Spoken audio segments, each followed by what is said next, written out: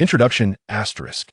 The magical orb Nezha seeks vengeance for his mother, and, after having his memories sealed by the primordial supreme being, is cast down to the mortal realm to undergo trials.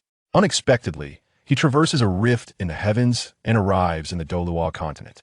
Amnesiac, Nezha is adopted by Bi Bi Dong and taken to Spirit City, where he encounters the Shrek Seven monsters and is mocked for his dark circles. In a fit of rage, Nezha awakens his ultimate form, 3 heads and 6 arms, wielding the Fire Spear, the Universe Ring, and the Chaos Silk, defeating Tang San and Dai Mubai. Subsequently, he joins the Spirit Hall battle team, rising to fame across the continent. As Nezha matures, he gradually regains his memories and ultimately awakens the full powers of the magical orb, wreaking havoc on Sea God Island and vanquishing Sea God Tang San during the Divine War, before storming into the Divine Realm and heralding the Twilight of the Gods. I am a demon, what of it? Chapter 1. The arrival of the magical orb, Nezha shines forth. In the primordial realm, at the Jade Void Palace, Nezha emanates an intense aura of malevolence, akin to a blazing black flame. Driven by the desire for revenge against the primordial supreme being for the transformation of his mother into an immortal elixir, he recklessly storms into the Jade Void Palace. His eyes are filled with determination and fury as he brandishes the fire spear, its tip glinting with a cold light, advancing deeper into the palace. Along the way, the celestial children of the demon hunting team attempt to intercept him, but he dispatches them effortlessly, like autumn winds sweeping away leaves. Just as Nezha is about to breach the palace's core, a blinding light suddenly erupts as the primordial supreme being emerges from his meditation. Clad in a Taoist robe, the primordial supreme being radiates boundless majesty and tranquility, quietly hovering in the air, gazing down at the wrathful Nezha. Unfazed, Nezha points his fire spear at the primordial supreme being, shouting, "Supreme being, the infinite immortal has slain my mother. Let him come forth. Today, I shall make him pay in blood." The primordial supreme being furrows his brow slightly and raises his hand gently, releasing a soft yet potent beam of light that strikes Nezha directly. Nezha feels an overwhelming force crash upon him, leaving him no time to resist before everything fades to black and he loses consciousness. Observing the unconscious Nezha below, the primordial supreme being speaks solemnly. The magical orb cannot let go of its mother's death. Its murderous intent is too strong. If not dealt with now, it will surely wreak havoc across the 3 realms in the future. At this moment, the rotund Tai Jinren rushes in, his plump form jiggling as he moves, his ample Taoist robe straining at the seams. Tai Jinren kneels with a thud, clasping his hands in supplication. "Supreme being, this is all the fault of the senior brother. It is his rash actions that have led to this situation. I implore you, Master, spare Nezha." Then, a blue figure swiftly flies into the Jade Void Palace. It is A.O. Bing, tall and dignified, clad in flowing blue, his handsome face tinged with concern. Stepping forward, he respectfully states, "Master, Nezha's nature is not malevolent. He has merely been blinded by hatred. I am willing to take his punishment in his stead." The primordial supreme being glances at the plump Tai Jinren, then at the resolute A.O. Bing, and lets out a faint sigh. After a moment of contemplation, he declares, "Very well. The matter of the magical orb is also my oversight. I shall seal its memories, allowing it to forget the death of its mother and the events at Shintang Pass. It shall enter the celestial river to undergo trials in the mortal realm, purging its demonic nature to prevent chaos in the 3 realms." With that, the primordial supreme being forms intricate seals with his hands, and mysterious runes fly from his fingertips, embedding themselves within Nezha. Nezha's original form gradually dissipates, transforming into a magical orb radiating an eerie glow. With a wave of his hand, the primordial supreme being sends the orb soaring toward the celestial river. The orb plummets swiftly through the celestial river, creating towering splashes of water. At that moment, a powerful ripple surges through the river, and a colossal rift in the heavens slowly appears, emanating a disquieting aura. As if pulled by some mighty force, the magical orb hurtles into the rift. Around the fissure, light flickers and runes swirl, and the orb's form gradually vanishes within the brilliance, leaving only the undulating waves of the celestial river behind. Tai Jinren, witnessing this, is taken aback and urgently appeals to the primordial supreme being once more, "Master, what is happening?" The primordial supreme being calculates with his fingers, his expression grave. This is the choice of the heavens. No one may interfere.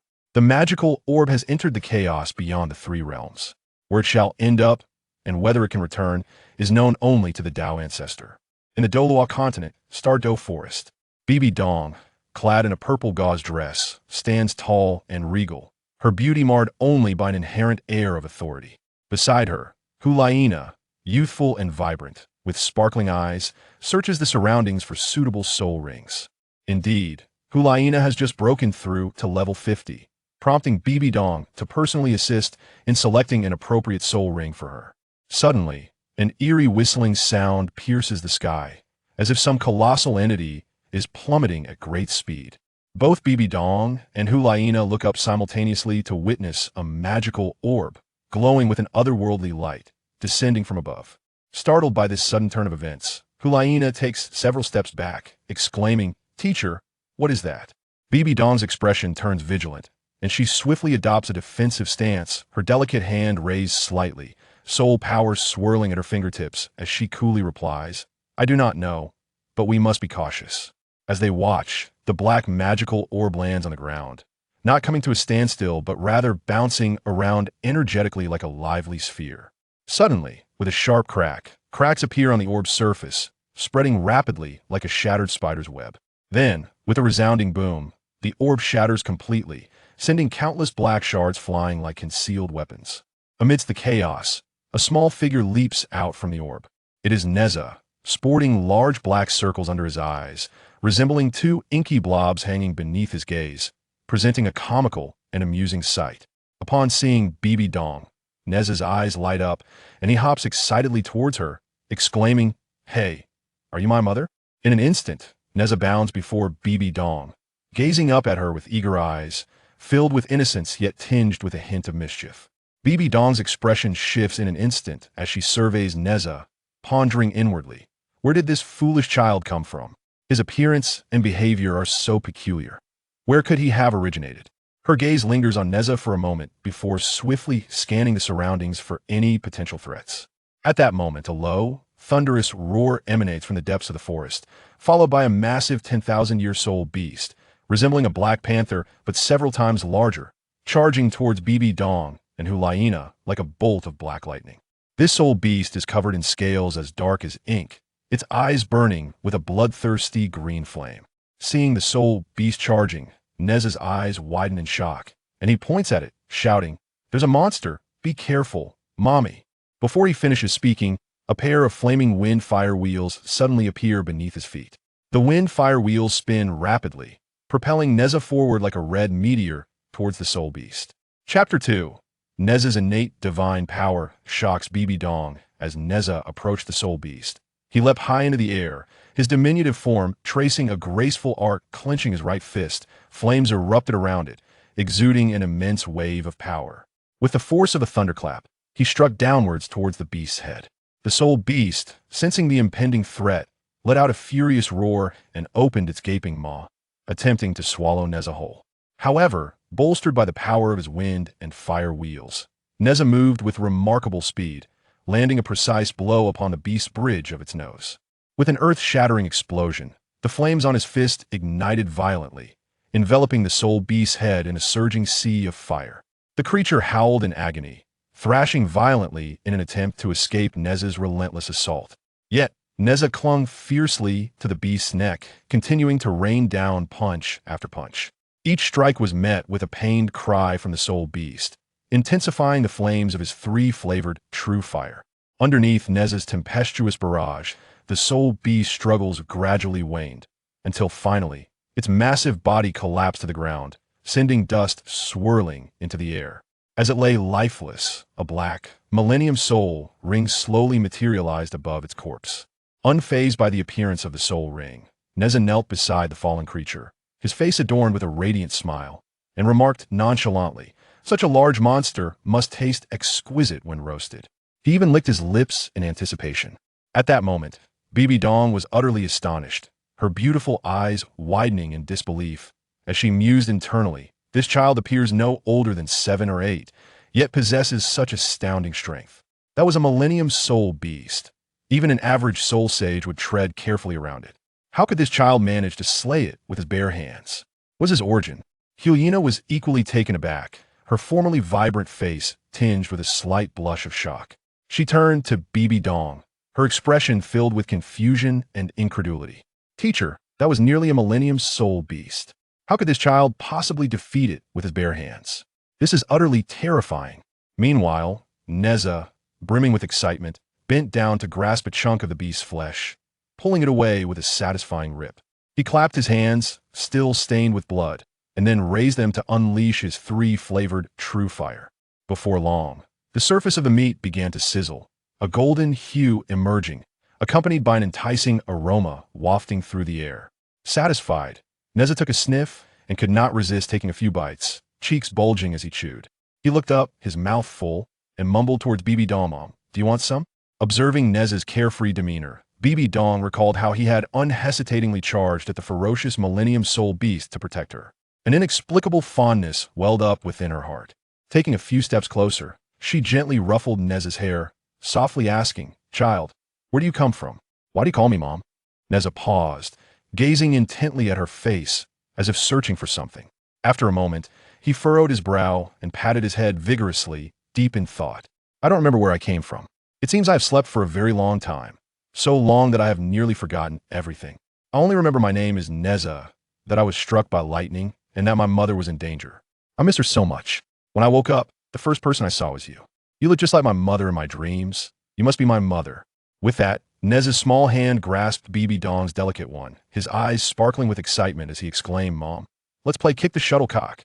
Looking at Nezha's exuberant and innocent demeanor, Bi Bi Dong felt a surge of compassion, unable to bring herself to reveal the truth.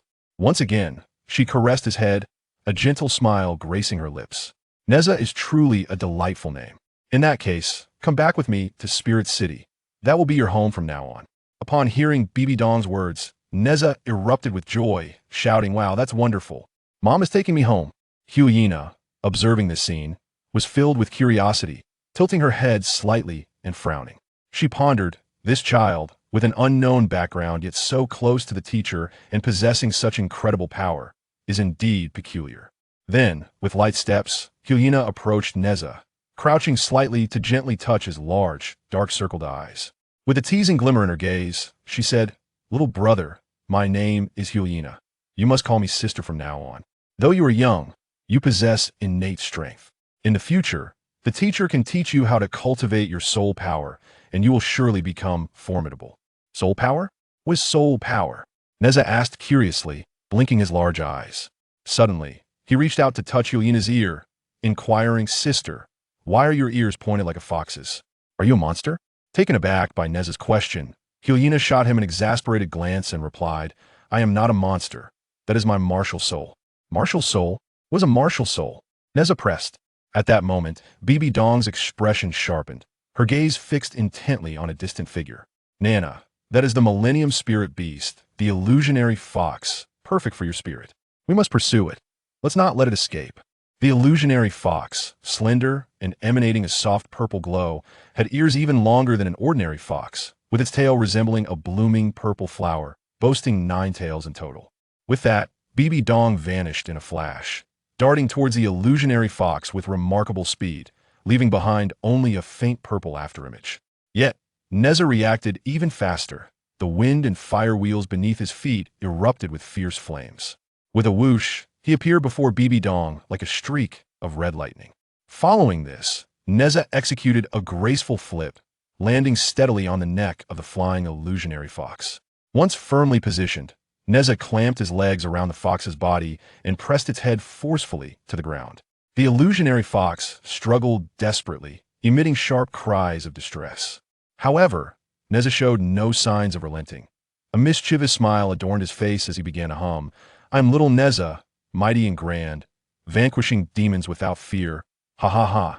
His song rang loud and clear, albeit off-key, lending a comical air to the situation. Seeing this, Bi Bi Dong turned to Hyena and declared, "Nana, now is the time. Deliver the final blow. This soul ring will significantly enhance your strength."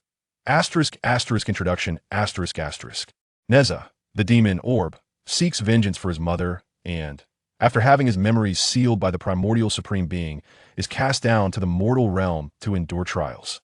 Unexpectedly, he traverses a rift in the heavenly path and arrives at the Douluo Continent.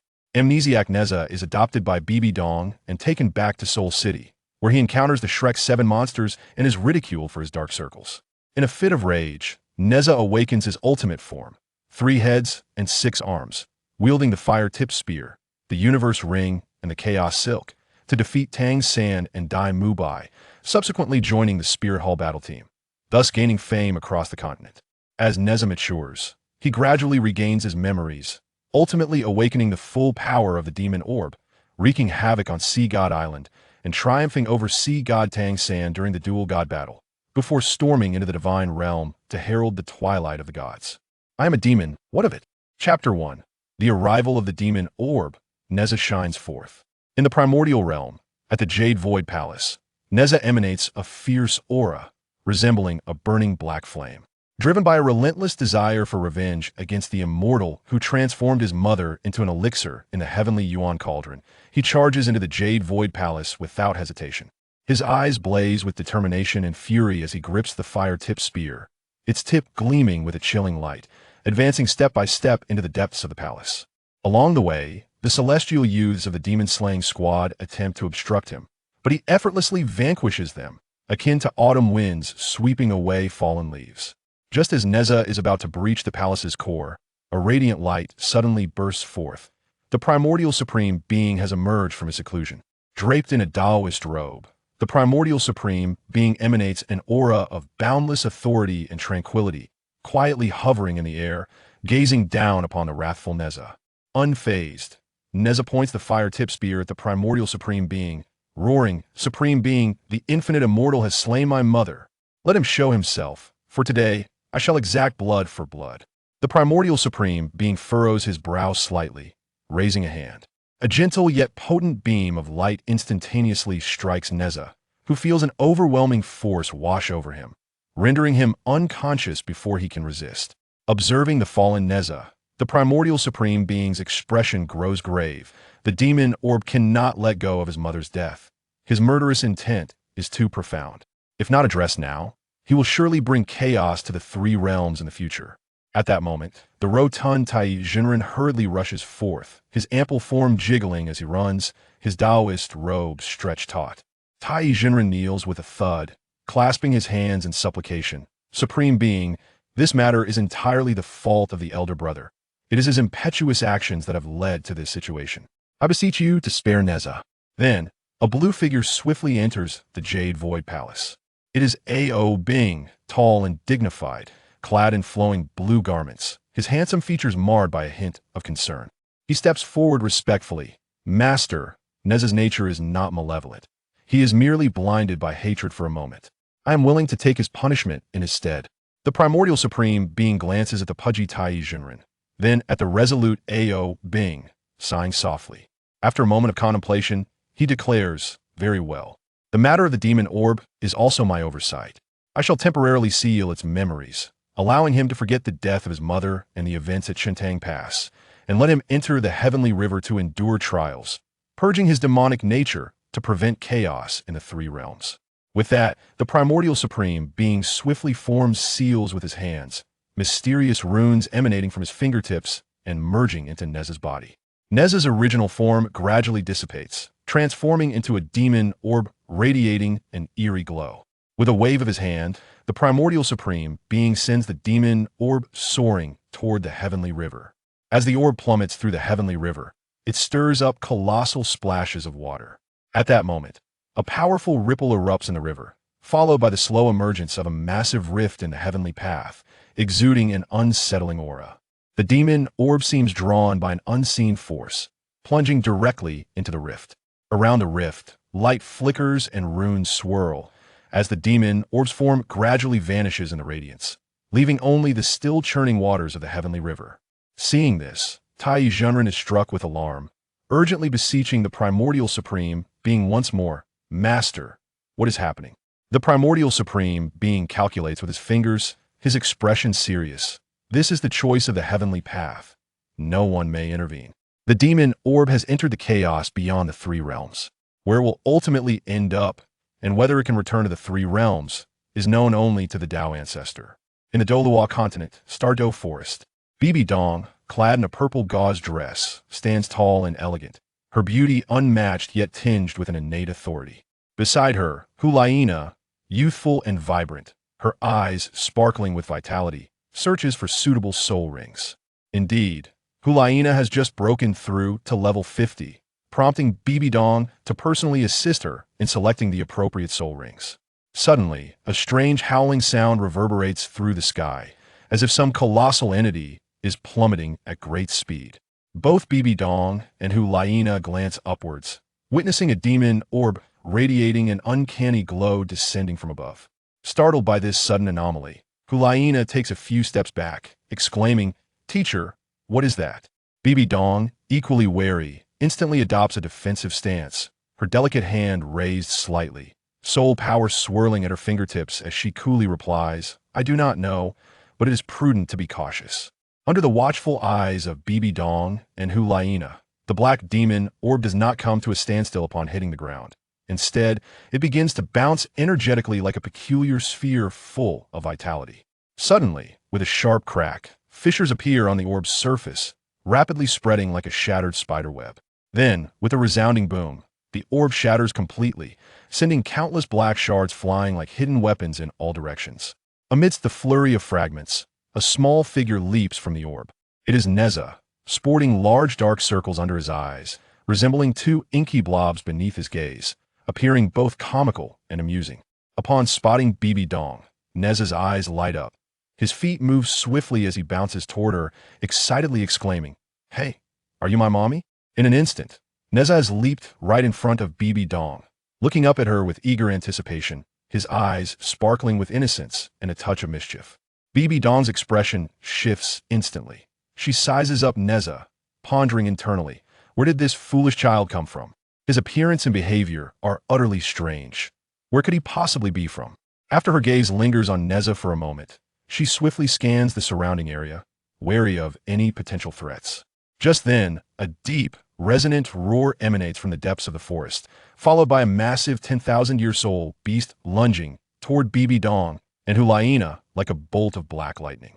This soul beast resembles a black panther, but is several times larger, its body covered in scales as dark as ink, eyes glowing with a fierce, bloodthirsty light of burning emerald flames. Seeing the soul beast charge, Nezha's eyes widen in shock. He points at the creature with a small hand, loudly shouting, "There's a monster! Mommy, be careful!" Before he finishes, a pair of fiery wind wheels ignites beneath his feet. The wind wheels spin rapidly, propelling Nezha forward like a red comet hurtling towards the soul beast. Chapter 2. Nezha's innate divine power shocks Bi Bi Dong. As Nezha approached the soul beast, he leaped high into the air, his small form tracing a graceful arc, clenching his right fist. Flames ignited around it, emanating a powerful surge of energy. He then descended with the force of thunder, aiming a strike at the beast's head. The soul beast seemed to sense the impending threat. It roared fiercely, opening its massive jaws in an attempt to devour Nezha whole. However, with the enhancement of the windfire wheels, Nezha's speed intensified, and his fist landed squarely on the bridge of the beast's nose. With a thunderous crash, the flames erupted from his fist, enveloping the soul beast's head in a torrent of fire. The creature howled in agony, thrashing violently, desperate to escape Nezha's relentless assault.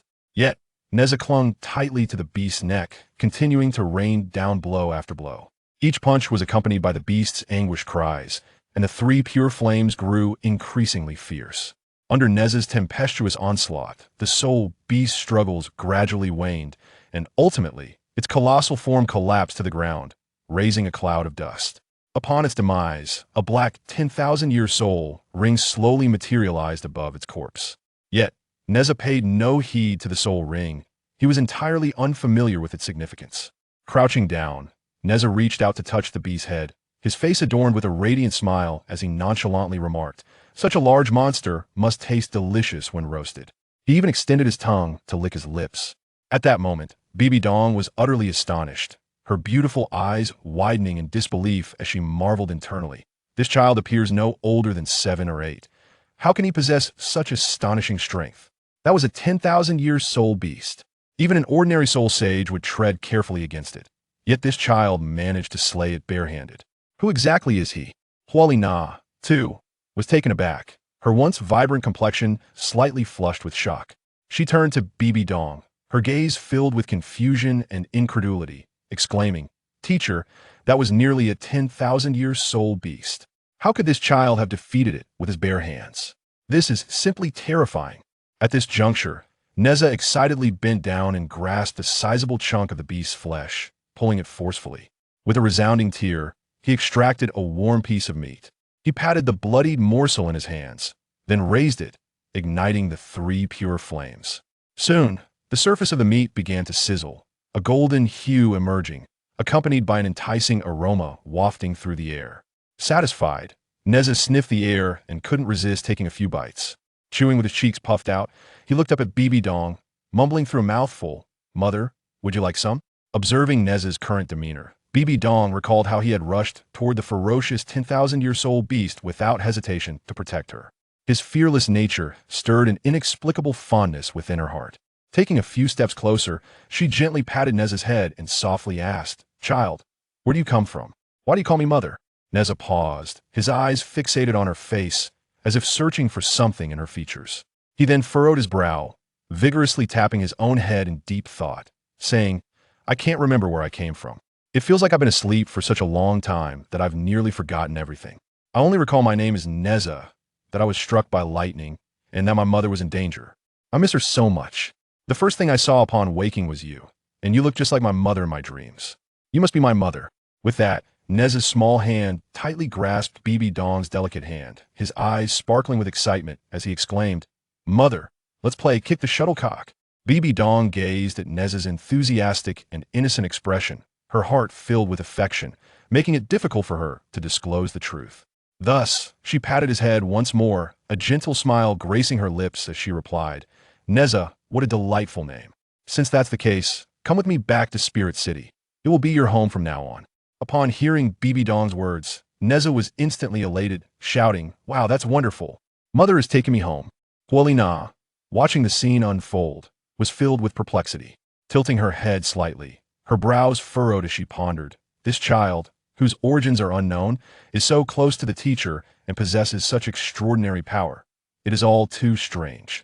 Then, Huali Na gracefully approached Nezha, crouching slightly to gently touch his large, dark circles under his eyes, teasingly saying, "Little brother, my name is Huali Na. From now on, you must call me sister. Though you are young, you possess innate strength. In the future, the teacher can teach you how to cultivate your soul power, and you will surely become very strong." "Soul power? What is soul power?" Nezha asked, blinking his large eyes in curiosity. Suddenly, he reached out to touch Huali Na's ears, inquiring, "Sister, why are your ears so pointy, like a fox? Are you a monster?" Taken aback by Nezha's words, Huali Na initially froze, then shot him a glance, exasperatedly replying, "I am not a monster. That is my martial soul."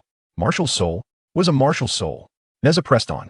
At that moment, Bi Bi Dong's expression shifted sharply, her gaze piercing as she looked into the distance, declaring, "Nana, that is precisely the spirit-type 10,000-year soul beast, the illusory demon fox, that suits you perfectly. Let us hurry and pursue it. We must not let it escape."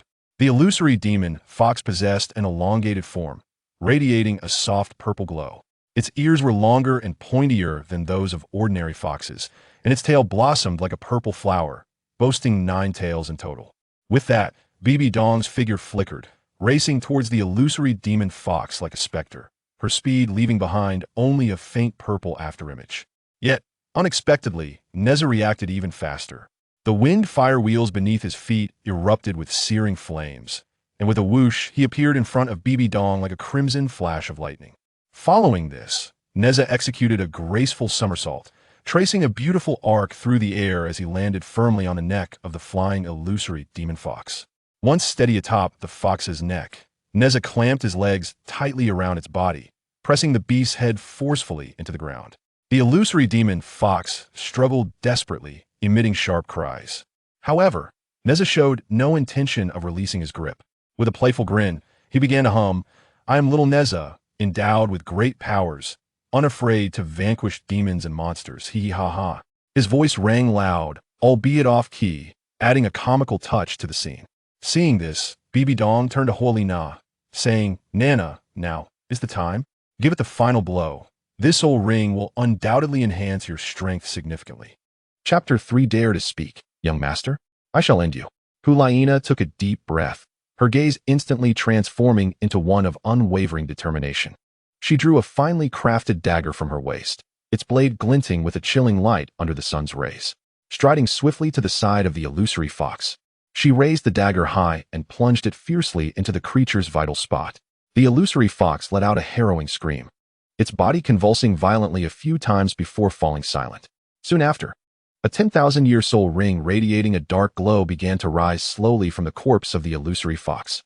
Hulaina hurriedly sat cross-legged on the ground, concentrating intently as she guided the soul ring to merge gradually into her being.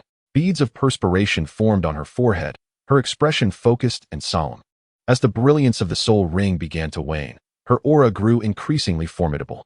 After a considerable time, Hulaina gradually opened her enchanting eyes, a vivid purple light flashing within, accompanied by a hint of a gratified smile at the corners of her lips.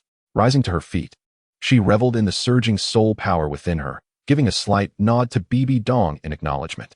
Bi Bi Dong smiled and nodded back, saying, Well done, Laina. You have finally ascended to the rank of Soul King. Now, let us return to Spirit City with Nezha. Thus, the trio embarked on their journey back to Spirit City. Nezha, riding on his wind-fire wheels, joyfully darted ahead, frequently turning back to urge, Mother, sister, hurry up. Bi Bi Dong smiled gently and quickened her pace. Upon returning to the city, the three boarded a carriage of the Spirit Hall branch. As the outline of Spirit City gradually came into view, the imposing and sturdy city walls emanated an aura of majesty. At the city gates, the guards stood tall and straight, immediately saluting respectfully upon seeing Bi Bi Dong and her companions. Upon entering through the gates of Spirit City, Nezha felt as though he had stepped into a wondrous new world. Gazing left and right with eyes full of curiosity and excitement, spotting a passerby walking with unwavering focus, he stealthily approached and suddenly made a funny face, exclaiming with a playful shout. The passerby jumped in surprise, staring at Nezha in astonishment, while Nezha giggled and scampered away. He flitted from one side to the other, touching the stalls along the street, then leaping to peer at the peculiar trinkets displayed in the shops, bouncing along like an eternally tireless sprite. It was not until they arrived at the Papal Palace that Nezha finally settled down. However, before long, his stomach began to rumble audibly. He hurried over to Bi Bi Dong, clutching her arm tightly, gazing up at her with pleading eyes as he whined, Mother, I am hungry. At that moment, Bi Bi Dong appeared tall and graceful, her purple silk gown accentuating her cold and noble demeanor. She looked down at Nezha, her eyes filled with exasperation. Just then, Ghost Douluo and Chrysanthemum Douluo happened to enter the Papal Palace, and upon witnessing this scene, both were taken aback, their eyes widening in shock. Ghost Douluo was the first to speak, his voice laced with confusion as he inquired, Your Holiness, where did this little imp come from? Why have you brought him back to the Spirit Hall? Chrysanthemum Douluo nodded in agreement beside him. Bi Bi Dong gently tucked a strand of hair behind her ear and spoke with a serene expression, This is my adopted child. His name is Nezha. Her voice was soft yet imbued with an undeniable authority, and her exquisite features appeared even more stunning under the sunlight. Before she could finish her sentence, Nezha leaped onto the Pope's throne, hands on his hips, proudly declaring, I am Nezha, the third prince, capable of subduing demons and composing poetry. Today, I have come to eradicate evil, vile creatures, prepare to meet your demise. This spectacle left everyone in the Pope's hall utterly astonished, including the guards, who widened their eyes and gaped in disbelief. Ghost Douluo and Chrysanthemum Douluo exchanged glances, both equally shocked. Hulaina hurried over and pulled Nezha down from the throne, her face displaying a hint of exasperation. At this moment, Bi Bi Dong turned to Ghost Douluo and Chrysanthemum Douluo, her expression grave as she said, Though Nezha may appear somewhat childish, he possesses innate divine strength. With proper guidance, he is destined for greatness. Having said that, Bi Bi Dong turned to Hulaina and instructed, Laina, please take Nezha to the Spirit Hall Academy for training, allowing him to familiarize himself with the methods of cultivation here. Hulaina nodded in agreement, Yes, teacher. Upon hearing that he would be separated from Bi Bi Dong, Nezha's eyes reddened, and he hurriedly clung to her elegant leg. Bi Bi Dong's slender, graceful leg, partially concealed beneath her purple skirt, exuded a faint, alluring fragrance. With a quivering voice, Nezha pleaded, Mommy, I don't want to leave you. I don't want to go. Bi Bi Dong knelt down, gently stroking Nezha's head with a tender smile, softly reassuring him, "Little Nezha, I will come to see you in a few days. You must train diligently at the academy. Once you grow stronger, you will be able to protect your mother better." "Protect my mother?" "Indeed, I must protect my mother." Upon hearing Bi Bi Dong's words, Nezha seemed to recall something, and after a determined shake of his head, he reluctantly released his grip, following Hulaina out of the Pope's Hall, glancing back 3 times. At the Spirit Hall Academy, in the square, the sun blazed overhead. Yin stood tall and commanding before a group of students. His robust physique and muscular contours were chiseled as if sculpted, and his bronze skin gleamed healthily under the sunlight. He wore a striking red uniform adorned with golden embroidery at the collar and cuffs, exuding an air of distinction.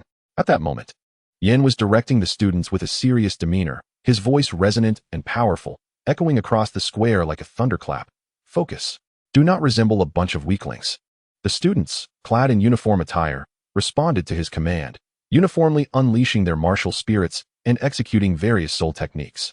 In an instant, the square was alive with the surging waves of soul power, shimmering with brilliance. Some students manifested their martial spirits as blades, slicing through the air with chilling radiance, while others transformed their spirits into flames, roaring and billowing with intense heat. Just then, Hulaina approached with Nezha in tow. Hulaina moved gracefully, her lithe figure swaying as her silky short hair danced in the breeze. Nezha skipped joyfully alongside her, still sporting those distinctive large dark circles under his eyes, his gaze infused with curiosity and vivacity. Hulaina raised her hand to signal Yin to halt, saying, "Yin, this is our teacher's new student. His name is Nezha. From now on, you will be responsible for training him and guiding him in his cultivation." Upon hearing this, Yin looked down at Nezha, surprise evident in his eyes.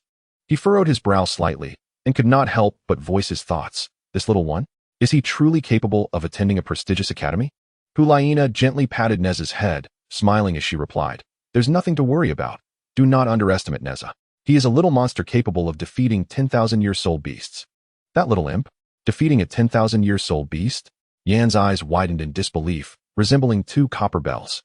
His expression was one of incredulity, and after a moment of shock, he shook his head vigorously, exclaiming, "I can't believe it. 10,000-year soul beasts are terrifying creatures. How could this little imp possibly succeed? What nonsense." As he spoke, he crossed his arms, a look of disdain etched upon his face. Chapter 4. Nezha faces mockery again. The power of the demon orb erupts. "I am a little monster." Hulaina smiled faintly, her expression blooming like flowers in spring, vibrant and enchanting. She gently shook her head, her eyes carrying a hint of seriousness and affirmation as she stated, "Had I not witnessed it myself, I would not believe it either. However, Nezha is indeed that formidable. You must not provoke him." With that, she reached out and tenderly patted Nezha's small head, her movements gentle and affectionate. Subsequently, Hulaina turned and departed with graceful strides, her figure alluring, her short yellow hair fluttering softly in the breeze, each step radiating a unique charm that traced a captivating silhouette, gradually fading from the crowd's view. Nevertheless, the tall students did not take Hulaina's words to heart. Their faces displayed expressions of indifference, exchanging glances laden with scorn. One male student scoffed, curling his lip in disdain. "Humph, this little brat with dark circles? We need not worry about him. It is truly laughable." A female student beside him stifled a laugh, her eyes gleaming with mockery as she remarked, "Indeed, just look at his pitiful grin. He clearly comes from a background devoid of parents." As she spoke, she covered her mouth delicately, her demeanor revealing a sharpness. Suddenly, her eyes sparkled with a mischievous idea, and a sly smile crept across her face as she leaned closer to the male student, whispering conspiratorially, "By the way, Likai, I have an idea. There are several fearsome 10,000-year soul beasts kept in the enclosure behind our academy, a forbidden zone for us students. But this little brat is unaware. What if we trick him into going there tonight and enjoy a good show? What do you think?" Her eyes glinted with malice, and her lips curled slightly in a sinister grin. Upon hearing this, Li Kai's expression shifted, a devious smile gracing his face. He reached out to caress the girl's leg, his tone light and frivolous as he said, "Sister Zhang Yao, your idea is splendid. Such a useless little brat deserves to be fed to the soul beasts, lest he waste the resources of our spirit hall." His hand gently grazed Zhang Yao's thigh, his gaze imbued with an unsettling leer. Zhang Yao smiled, her face alight with joy as she subtly twisted her waist, casting a flirtatious glance at Li Kai and playfully remarked, "Only you know how to sweet talk." At that moment, Nezha was not engaged in training. He showed no interest in martial spirit cultivation, nor did he comprehend it. Reclining on the steps nearby, his large dark circles resembled two profound black abysses. His slender brows were slightly furrowed, and his mouth was slightly agape, revealing two mischievous little tiger teeth. Clad in a red belly band and an old, tattered cape, with bare feet, he casually stretched his legs. One hand rested beneath his head while the other lay across his belly, presenting a picture of endearing innocence yet exuding an air of defiance. As he lay there, he soon began to emit soft snoring sounds, blissfully asleep under the warm sunlight. Unbeknownst to him, the training in the square had concluded. The sun gradually descended, painting the horizon with a splendid evening glow, its orange-red radiance enveloping the world in a gentle embrace. The once bustling square began to quiet, with the students dispersing one by one, leaving behind only faint ripples of soul power lingering in the air. As time passed, the sky darkened, the nightfall resembling a piece of black satin slowly draping over the earth. Flickering lights began to illuminate the academy, resembling twinkling stars in the night sky. Nezha, having dozed off, drowsily opened his eyes. Rubbing them, he sat up, only to realize that Yin and the other students had already departed. Where am I headed? He pondered. Didn't T-Mom say I should come to the academy for proper training? He scratched his head, a look of confusion adorning his face, his brows knitted in a furrow. Just then, Li Kai and Zhang Yao approached him.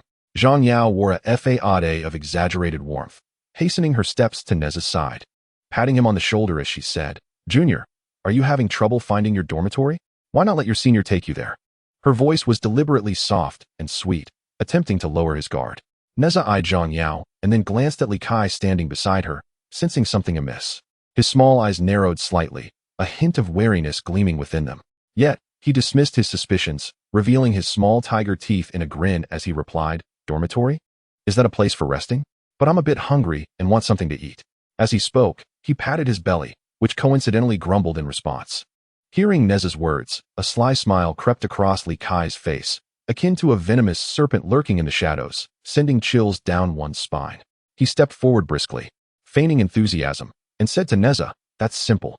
Senior will treat you to a delightful meal at the cafeteria. They serve the most delicious dishes." Nezha's eyes sparkled like brilliant stars at the mention of food, his face radiating sheer excitement as he waved his hands in the air, exclaiming, "Really? Do they have chicken legs? What about pork knuckles?"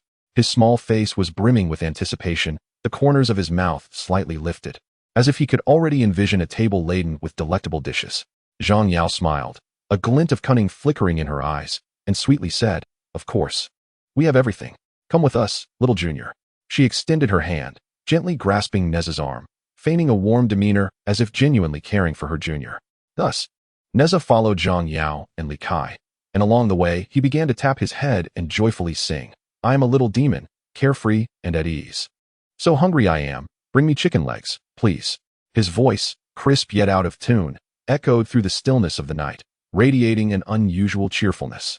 As Zhang Yao walked ahead, she suddenly turned her head, a strange smile gracing her face as she whispered, "Little brat, wait until you're swallowed by the soul beast. Let's see if you can still laugh then." Her voice was low, as if fearing Nezha might overhear, yet the malice in her eyes was unmistakable. Li Kai, catching her words, tilted his head slightly, exchanging a knowing glance filled with mischief and satisfaction, as if everything lay within their control. Before long, Zhang Yao and Li Kai led Nezha to the edge of a cliff behind the academy. The moonlight draped this tranquil spot, enveloping the surroundings in a delicate veil of silver. Below lay a vast artificial lake, its surface as calm as a black mirror, shimmering with an eerie gleam under the moonlight. In the center of the lake, a terrifying ancient soul beast could be faintly discerned. This beast, colossal in size, was bound by a massive iron chain embedded deeply into the lakebed, preventing it from escaping. The chain glimmered with a cold metallic sheen in the moonlight, seemingly narrating the peril of the creature. However, should anyone fall into the lake, they would instantly become its meal. With a cultivation age of 30,000 years, the soul beast emanated a powerful and malevolent aura, causing the air around it to thicken. Upon reaching the cliff's edge, Nezha furrowed his brow in confusion, his little eyes darting around, realizing the eerie silence and the absence of the cafeteria. Turning back to the two, he asked, "Seniors, why aren't you moving? And it seems there's no cafeteria here." A hint of wariness flickered in his gaze, prompting him to unconsciously take a step back. Zhang Yao smiled coldly. her grin akin to the chilling winds of winter, sending shivers down one's spine. She slowly approached Nezha, her voice gentle, yet laced with an unsettling undertone. Wait. We will leave, but your senior considers you a friend. Just as Nezha was still processing her words, Zhang Yao suddenly extended her hands and forcefully pushed him down. Her movements swift and ruthless. Nezha had no time to react, feeling a powerful force propel him, and he plummeted straight into the lake. Ah! Nezha's cry resonated through the night sky before he was submerged by the waters. Suddenly, a terrifying roar erupted from beneath the lake's surface, akin to a hellish bellow that reverberated through the surrounding air. Nezha, having swum a few strokes, turned around to behold a colossal creature staring at him with eyes the size of lanterns, emanating a ghostly green glow that betrayed an insatiable ferocity. Chapter 5. Nezha unleashes his ultimate form, Catastrophe Unbound. The demon child descends. The creature possessed numerous tentacles, reminiscent of a gigantic octopus, each appendage adorned with sharp suckers, languidly undulating in the water. It began to glide closer, despite being tethered by iron chains. Its massive form allowed it to swiftly close the distance. The monster gaped its enormous maw, revealing rows of razor-sharp teeth that glinted like blades, seemingly capable of effortlessly rending anything asunder. Wow, such a gigantic monster! Nezha exclaimed involuntarily. Though fear coursed through him, his gaze shimmered with defiance as he propelled himself forward, splashing water in his wake. His small arms and legs flailed energetically, striving to evade the creature's pursuit. Glancing up, he noticed Zhang Yao and Li Kai perched at the cliff's edge, their faces split by wide grins. Zhang Yao chuckled. Look at this little fool, so easily duped. She clasped her stomach, laughter nearly bringing her to tears. Li Kai joined in with hearty laughter, pride radiating from him. Indeed, this brainless little imp deserves to be fed to the soul beasts. Our plan is simply brilliant. In the Martial Soul Hall Academy, only the strong are valued. No one will care when this creature meets its end. His eyes glinted with malice, a smug expression painting his face. Unaware of their cruel mockery, Nezha splashed in the water, calling out to them, Seniors, why is there such a massive monster here? Weren't you supposed to treat me to something delicious? His voice was laced with urgency and confusion, the dark circles under his eyes accentuated by the moonlight, filled with trust in the two. Oblivious to the malice that ensnared him. At that moment, Li Kai shouted back at Nezha, his face contorted with disdain and revulsion. Bah! You wretched, parentless brat. Do you truly think we care about you? Zhang Yao echoed his sentiments, her expression sharp and cruel as she retorted, Look at you. Baring your teeth and sporting those dark circles. You really believe we would consider you a friend? To us, you are less than a dog. As she spoke, she pointed disdainfully at Nezha, her gaze filled with contempt and derision. What are you saying? Upon hearing their venomous words, Nezha felt as though his head had been struck with a heavy hammer, a wave of intense pain washing over him. He clasped his hands over his head, eyes clenched shut, brows furrowed in agony. Memories of his past life as a demon child surged like a tidal wave, crashing through his mind. Monsters, little monsters, echoed the voices of children, mingled with their terrified and disgusted expressions, the cries of the children from Chintang Pass resonating in his thoughts. You are a demon, and we shall not play with you. A child hides behind an adult, peeking out with terror in his eyes, pointing at him. Go away. We do not wish to be friends with you. Another child screams, running off as if he were a dreadful plague. Mother says you are a monster, born of evil. A young boy angrily shakes his fists at him. Because of you, countless innocents in Chintang Pass have been slaughtered. You are a great villain. Poisonous words, like arrows, are incessantly hurled at him. Vague images flash rapidly through his mind. Faces of people contorted in fear, disgust, and rage, each scene piercing his heart like a knife. The sealed memories surge forth like a wild beast, violently battering against his mind, striving to break free from their confinement. Nezha's body begins to tremble slightly, a long-suppressed rage surging from the depths of his heart. Suddenly, a blaze erupts from him. The flames, an eerie black, exude an aura of destruction, causing even the colossal soul beast to let out a deep growl, instinctively retreating a step. The fire blazes fiercely against the night sky, casting a crimson glow upon the surrounding lake, steam rising in waves. Nezha's diminutive form begins to levitate slowly, enveloped in the blazing flames of the three true fires, which burst forth from his feet, fingertips, and crown, wrapping him in a fiery embrace. He hovers above the lake, ascending gently, the flames swirling around him like a spirited dragon dancing in the air. With a furious roar that echoes through the night, he declares, You shall not speak of me this way. I am not a wildling. I am not a monster. I am not a demon. His eyes blaze with an inferno. a fire capable of incinerating all malice. Witnessing the flames erupting from Nezha's form, the searing heat distorts the air upon the cliffside, causing Li Kai and Zhang Yao to panic. Their eyes widen in alarm, the triumphant smiles on their faces vanishing without a trace. Zhang Yao's legs weaken, and she collapses to the ground, her voice trembling as she exclaims, "Li Kai, what is happening?" Terror fills her gaze, her body shaking uncontrollably. Li Kai's eyes bulge in disbelief as he watches Nezha's small figure transform amidst the flames. Nezha's stature gradually rises, his disheveled hair turns a fiery red, wild and untamed like raging flames. His features become more handsome, the lines of his face sharp and resolute, with eyes that gleam with determination.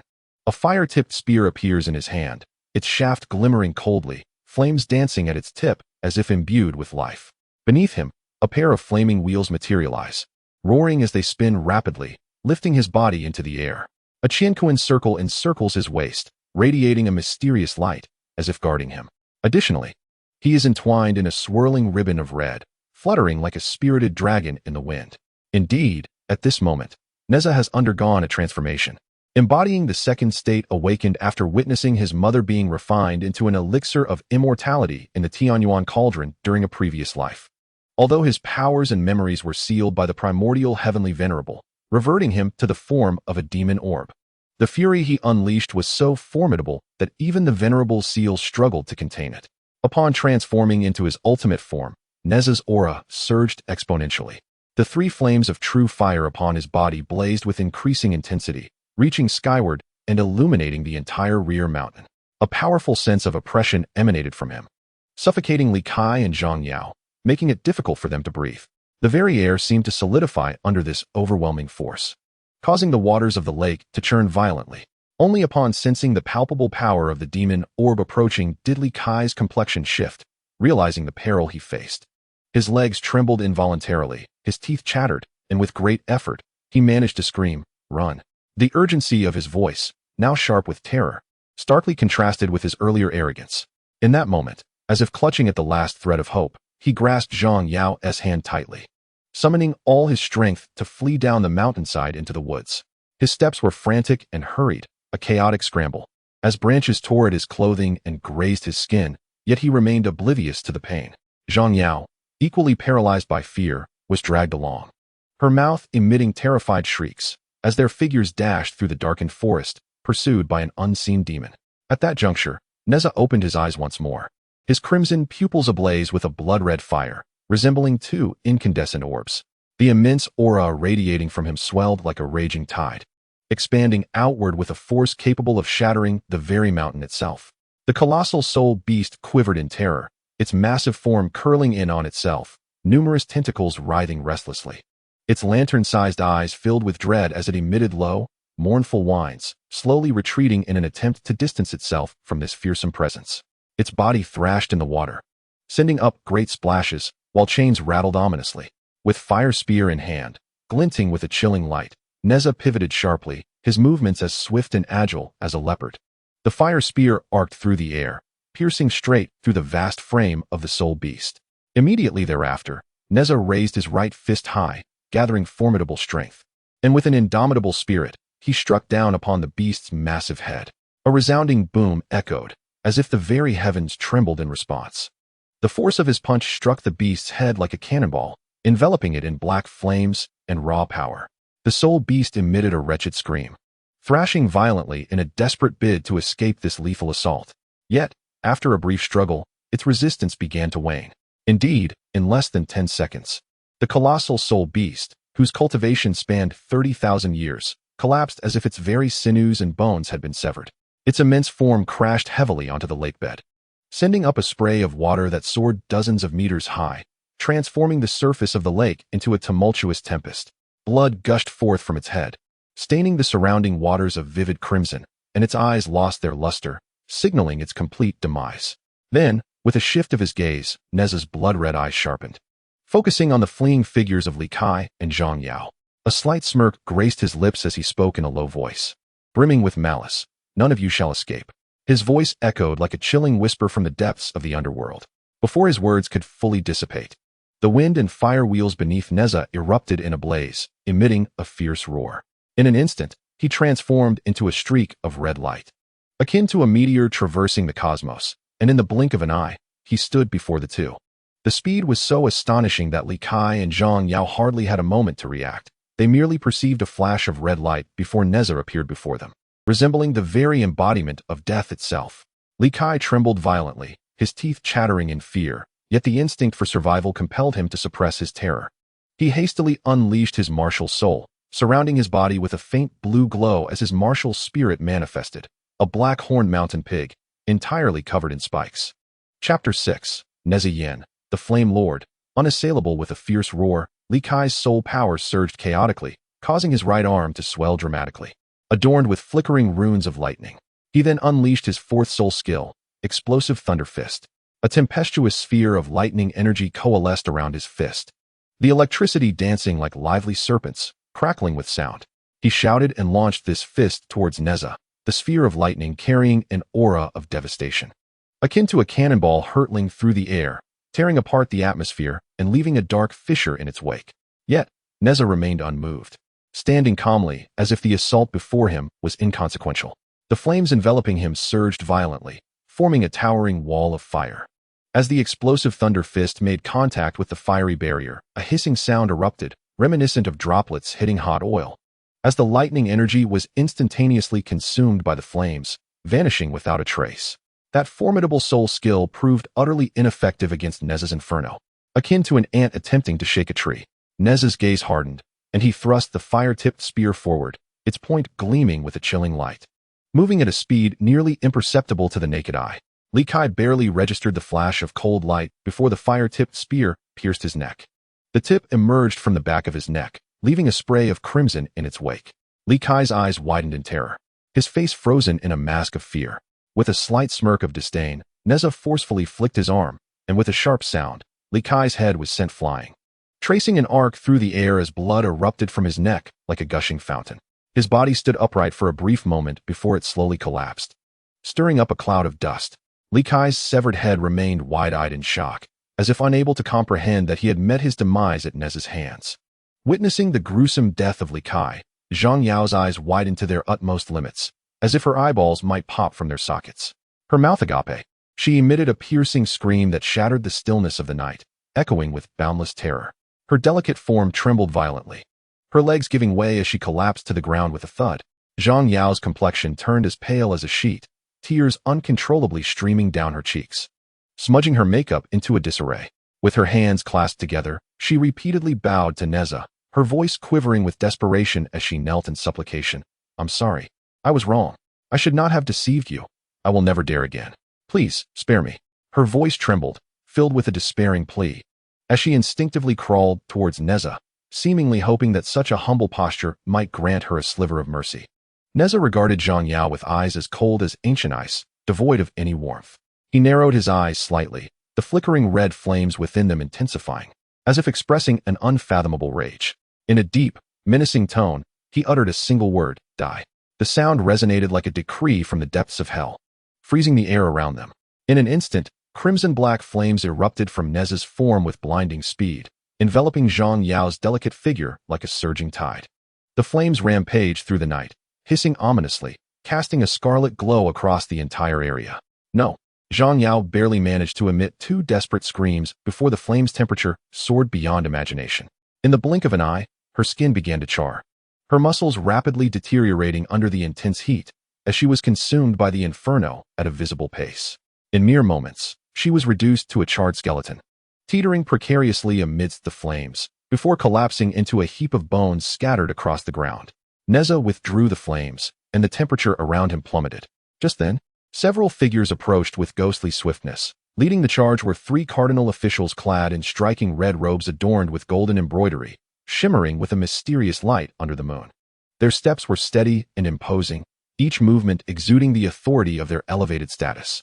Close behind them was Yen, his expression grave and tense, a hint of concern flickering in his eyes. The 3 cardinals, each possessing the formidable strength of a soul sage, held esteemed positions within the papal hall, subordinate only to a select few elders and the 4 illustrious platinum bishops. Yet, at this moment, confronted by Nezha's chilling aura, their bodies involuntarily trembled. Their gazes fell upon the dismembered corpse of Li Kai and the shattered skeleton of Zhang Yao on the ground, their eyes widening in shock and disbelief. It must be noted that Li Kai was a core member of the Spirit Hall's combat team, wielding the prowess of a soul master, destined to shine alongside Hulayina, Yan, and Xiaoyu in the finals of the Soul Master competition. His strength was unparalleled among his peers, and now, to see him meet such a tragic end was no trivial matter. Yan stared at Nezha, his eyes bulging in astonishment as he struggled to recognize him, stuttering, "Is this the child that Hulayina brought? How has he become so powerful?" His gaze was filled with confusion and shock. Any previous disdain he held for Nezha had vanished, replaced by profound apprehension. At that moment, another instructor from the academy rushed in, breathless and pale with fear, exclaiming, "The soul beast raised in the lake behind the academy has also been slain." This revelation caused the onlookers to gasp in horror, for it was a soul beast that had existed for 30,000 years, its strength nearing that of a human soul Douluo. The demise of such a formidable creature was nothing short of astonishing. "What manner of monster is this?" One cardinal could no longer contain himself and shouted, his voice tinged with panic and fear, shattering the brief silence. Nezha turned, his gaze icy as it fell upon the group, a scornful smile curling at the corners of his lips. "A monster? Indeed, I, Nezha, am a monster, a demon. No one considers me a friend. Therefore, you shall all perish," he declared, his voice resonating with fury and determination, as a malevolent energy surged forth from him, darkening the surrounding air. Witnessing this scene, Yin understood the gravity of the situation and dared not hesitate. He swiftly unleashed his martial spirit, the Flame Lord. A radiant glow enveloped him as a towering figure of fire, 5 meters high, emerged behind him. The figure blazed with an intense, dark red flame, emanating a formidable heat that warped the surrounding air. Its eyes burned like 2 fiery orbs, exuding an aura of authority and dominance. However, in the face of such a powerful martial spirit, Nezha's flames only intensified, transforming into 2 colossal fire dragons that danced around him. A mere cold glance from Nezha sent shivers down Yan's spine.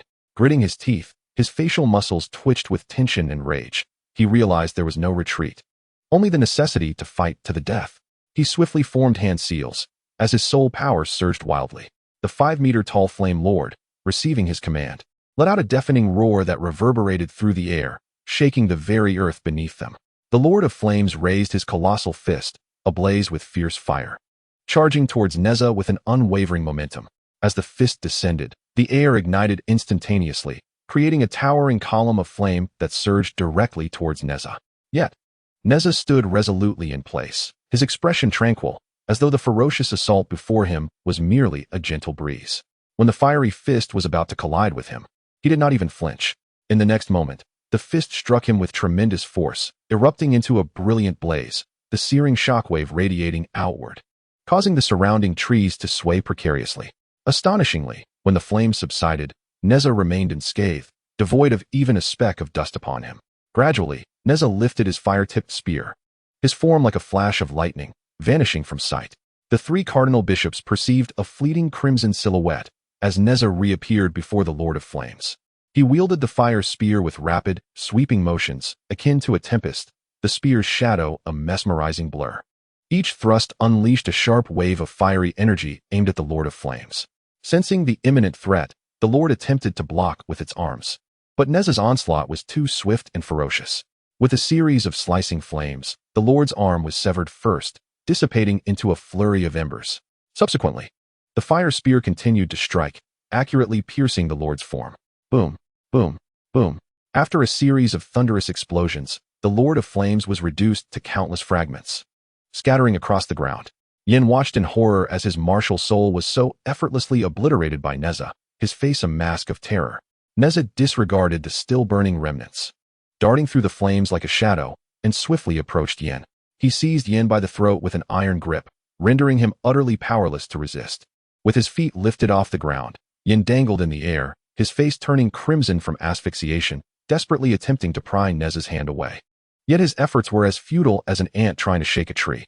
Fear washed over Yin, his complexion paling, his eyes filled with dread and despair. He writhed in a desperate attempt to appeal for aid from the 3 cardinal bishops, shouting for help, pleading for his life. Chapter 7. Nezha unleashes the power of 3 heads and 6 arms, decimating 2 great soul saints, invincible. The 2 cardinal bishops, witnessing the scene, were instantly gripped by a sense of gravity. They understood the peril of the situation, leaving no room for hesitation. Exchanging glances, they unleashed a powerful surge of soul energy simultaneously. One of the bishops shone brightly, instantly revealing his true martial form, summoning an enormous bear that towered 8 meters high. Its body cloaked in a thick coat of brown fur that shimmered with a metallic sheen, resembling a formidable suit of armor. Its eyes resembled 2 verdant lanterns, radiating a fierce luminescence. With a powerful slap of its massive paw, a colossal pit suddenly appeared in the ground. Another cardinal, not willing to be outdone, unleashed his martial soul, summoning a giant eagle that soared majestically through the sky. This eagle's feathers were an abyssal black, akin to a harbinger of night. Its talons were razor-sharp, resembling steel hooks. With a powerful flap of its wings, it conjured a tempest that rustled the surrounding trees. As both combatants manifested their martial souls, they charged ferociously toward Nezha, attempting to rescue Yen. Nezha emitted a disdainful snort, a flicker of contempt flashing in his eyes. With a forceful toss, he flung Yen aside as if discarding refuse, sending Yen's body hurtling through the air like a cannonball, crashing heavily to the ground and stirring up a cloud of dust. Immediately, Nezha ascended into the air, 6 arms materializing around him, each one bulging with muscle and exuding formidable strength. The 6 arms struck simultaneously, propelled by a cataclysmic force aimed at the giant bear of the martial soul. The cardinal, having just activated his martial soul, scarcely had time to react before being struck by Nezha's 6 arms. The resounding impacts echoed like thunderclaps, reverberating in the air. The giant bear, battered by the relentless onslaught, was forced to retreat, its once impenetrable hide now marred by cracks. The cardinal felt an overwhelming force surge upon him, as if his very organs were being displaced. A flurry of blows ensued, and the giant bear's martial form was swiftly reverted to its original state. Blood spewed from the cardinal's mouth as his body was sent careening backward, crashing to the ground in a cloud of dust. Lying there, his gaze was filled with terror and shock, his body convulsing uncontrollably. Just as Nezha prepared to attack the other cardinal, a sudden, urgent call echoed from behind. Nezha, halt! It was Bi Bi Dong, grasping the papal scepter and adorned in a flowing purple gown, hastening toward him. She was tall and graceful, her gown billowing in the wind, embroidered with exquisite golden patterns that glimmered mysteriously in the moonlight. Her face was strikingly beautiful yet cold, with brows like distant mountains and eyes like autumn waters, now filled with a palpable urgency. Her steps were light yet rapid, each imbued with an innate authority as she rushed toward Nezha. Trailing behind her was the breathless Hulaina, her once neatly arranged yellow hair now slightly disheveled, strands clinging to her perspiring cheeks. Her delicate frame rose and fell dramatically, clearly having sprinted to reach him. As Nezha turned to face her, an overwhelming malevolence surged forth like a tidal wave, the dark red flames of his true fire raging around him with a fierce roar. His 6 arms lifted slightly, each radiating powerful waves of energy, exuding an aura so potent it seemed capable of shattering everything in its vicinity. Upon witnessing such a scene, Bi Bi Dong was taken aback. Her previously composed demeanor shattered in an instant. A flicker of imperceptible fear flashed in her eyes as she understood that at this moment, Nezha was engulfed in overwhelming fury and chaos. A single misstep could render the situation irreparable. Hulaina, equally astonished, could only gape in disbelief at the Nezha before her. Murmuring to herself, "Is this truly Nezha?" She found it impossible to reconcile the terror emanating from him with the innocent, exuberant child she once knew. Noticing Nezha's gaze, cold as 2 sharp blades, Bi Bi Dong realized the urgency of calming his tumultuous emotions. The consequences of failure were unfathomable. Taking a deep breath, she endeavored to soften her voice, infusing it with warmth as she said, "Nezha, do you remember? Just yesterday, you called me mother. I would be more than willing to embrace that role." As she spoke, she cautiously approached him, her eyes brimming with tenderness. "Mother? Are you truly my mother?" Nezha's eyes reflected a moment of confusion as he gazed upon Bi Bi Dong's face. That familiar visage triggered a piercing headache, as if countless needles were stabbing at his mind. He instinctively clasped his hands over his head, anguish etched across his features. Although Bi Bi Dong was aware that she was not Nezha's biological mother, she had acutely sensed the profound hatred lurking within him, realizing that the term mother might be the key to soothing his turmoil. Thus, she continued softly, "Yes, my dear Nezha, from now on, I shall be your mother. I will always protect you." "Mother, mother," Nezha murmured, his mind flickering with the image of his mother from a past life. The gentle smile, the loving gaze, They seamlessly intertwined with Bibidon's own features. Then, memories of his mother being forged into an elixir within the heavenly origin cauldron surged forth. The flames roaring and his mother's agonized cries echoing, as if they were unfolding before him once more. "Ah!" Nezha suddenly cried out, his voice laden with pain, anger, and despair. A ferocious surge of dark energy erupted from within him, akin to a volcanic eruption, overwhelming and tumultuous. This malevolent force quickly spread, causing trees to wither at its touch and fissures to appear in the ground. The sky darkened, shrouded in this ominous energy, obliterating the once bright moonlight and plunging the world into unending darkness. The three cardinals in red were rendered pale by the sudden onslaught of this chaotic energy and hastily fled in terror, observing the horrifying spectacle before her. Bi Bi Dong was engulfed by a profound sense of shock. Her beautiful eyes widened as she murmured in disbelief, "What power lies hidden within this youth?" Chapter 8. Nezha joins the Spirit Hall battle team. Little Tang San, prepare for death. As the situation spiraled further out of control, Bi Bi Dong dared not hesitate any longer. She swiftly unleashed her true form as the soul-devouring Spider Queen, and in an instant, a powerful wave of violet soul energy radiated from her, expanding outward like a surging tide. As she exerted all her soul power to resist, she called out to Nezha, "Child, what has befallen you? Please, cease your struggle." After emitting a cry of anguish, Nezha seemed to be drained of all strength. His gaze grew increasingly vacant, and his legs buckled, causing him to topple forward. In that fleeting moment of descent, a faint mother escaped his lips, and he succumbed to unconsciousness, his eyes fluttering shut. Immediately, the dark, malevolent energy that enveloped the surroundings appeared to be drawn by some mysterious force, swiftly converging towards Nezha's form. As the malevolence returned, Nezha began to transform. His 6 arms gradually vanished, the dark red flames of his true essence flickered and dimmed, and his once towering and formidable stature gradually diminished, reverting to the appearance of a mere child. Like a delicate feather, he floated gently to the ground. Seeing this, Bi Bi Dong's heart raced with urgency as she hurried forward and cradled Nezha tenderly in her arms. At that moment, Hulaina rushed over to stand beside Bi Bi Dong, her expression equally etched with concern as she gazed at the unconscious Nezha. Bi Bi Dong gently caressed Nezha's face, her eyes reflecting a hint of guilt. She lifted her gaze to the struggling yin nearby, then shifted her focus to the cold, lifeless body of Li Kai, and spoke softly. "It seems Nezha harbors an unimaginable and terrifying power within him. He possesses his own unique method of combat. I should not have brought him here for training." Hulaina furrowed her brow, a flicker of worry crossing her eyes as she inquired, "What shall we do now, master?" Bi Bi Dong rose slowly, her expression turning steely and grave. She directed her gaze towards the 2 shaken red-clad bishops and the equally terrified teacher, her voice low and commanding. "What transpired today must not be disclosed. Do you understand?" Her gaze pierced through them like a blade, exuding an undeniable authority. The onlookers quivered under the weight of her stare, quickly lowering their heads in unison, replying, "Yes, Your Holiness." When Nezha finally regained consciousness, he felt as though he were resting upon a soft cloud. As he gradually opened his eyes, he was greeted by the sight of an opulent bed canopy, delicately woven from thin silk and adorned with exquisite golden embroidery, shimmering gently in the soft light filtering through the window. He shifted slightly, feeling the plush mattress beneath him, as if every inch conformed perfectly to his form. This was the Pope's chamber, Bi Bi Dong's private quarters. The room was adorned with luxurious elegance. Exquisite paintings graced the walls, and a thick carpet covered the floor, yielding beneath his feet like walking on lush grass. Hulaina sat vigilantly in a chair beside the bed, keeping watch over Nezha, with her chin resting on her hands. She fixated on his face, her eyes brimming with worry and care. As Nezha gradually opened his eyes, a look of delight spread across Hulaina's face. She hurriedly leaned closer to him, her voice brimming with urgency. "Nezha, how do you feel? Is there anything amiss?" Nezha, somewhat bewildered, surveyed his surroundings, scratching his head, a hint of confusion flickering in his gaze as he replied, "Sister Nana, wasn't I at the academy?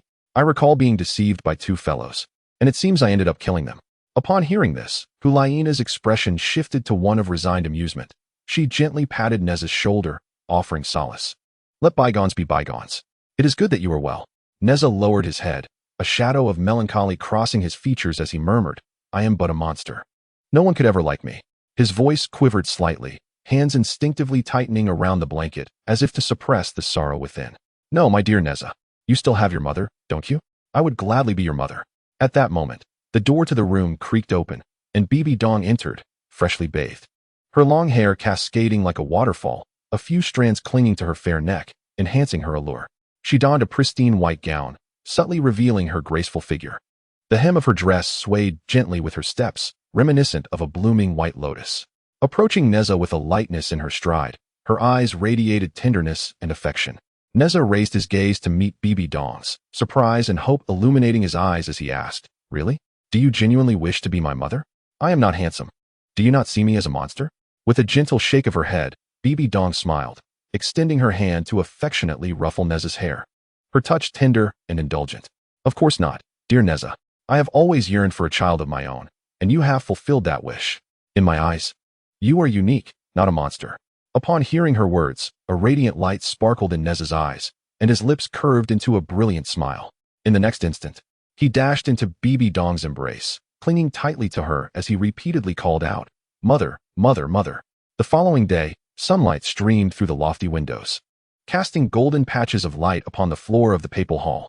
Bi Bi Dong, resplendent in her magnificent papal attire and crowned, sat regally upon her high throne, her demeanor commanding. Below her stood an assemblage of elite disciples and cardinals, arranged in neat rows, their expressions reverent.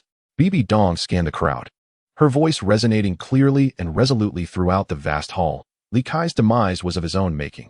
He was already a member of the Spirit Hall's team, yet his narrow-mindedness led him to harm his comrades. Now, Nezha shall take his place. What? Nezha, standing beside Hulaina, widened his eyes in astonishment at this proclamation. Disbelief etched across his face as he pointed at himself, utterly flabbergasted. Bi Bi Dong smiled gently, nodding her head as she gazed tenderly at Nezha. "Indeed, my child. From this day forth, you shall be the golden generation of our Spirit Hall. Do you wish to fight for the Spirit Hall and bring it glory?" Without hesitation, Nezha nodded vigorously and declared, "I am willing. As long as it brings joy to Mother, I will do it." Upon hearing these words, Bi Bi Dong felt a stir of emotion within her. She rose gracefully and approached Nezha, gently caressing his distinctive dark circles under his eyes, her eyes brimming with pride and satisfaction.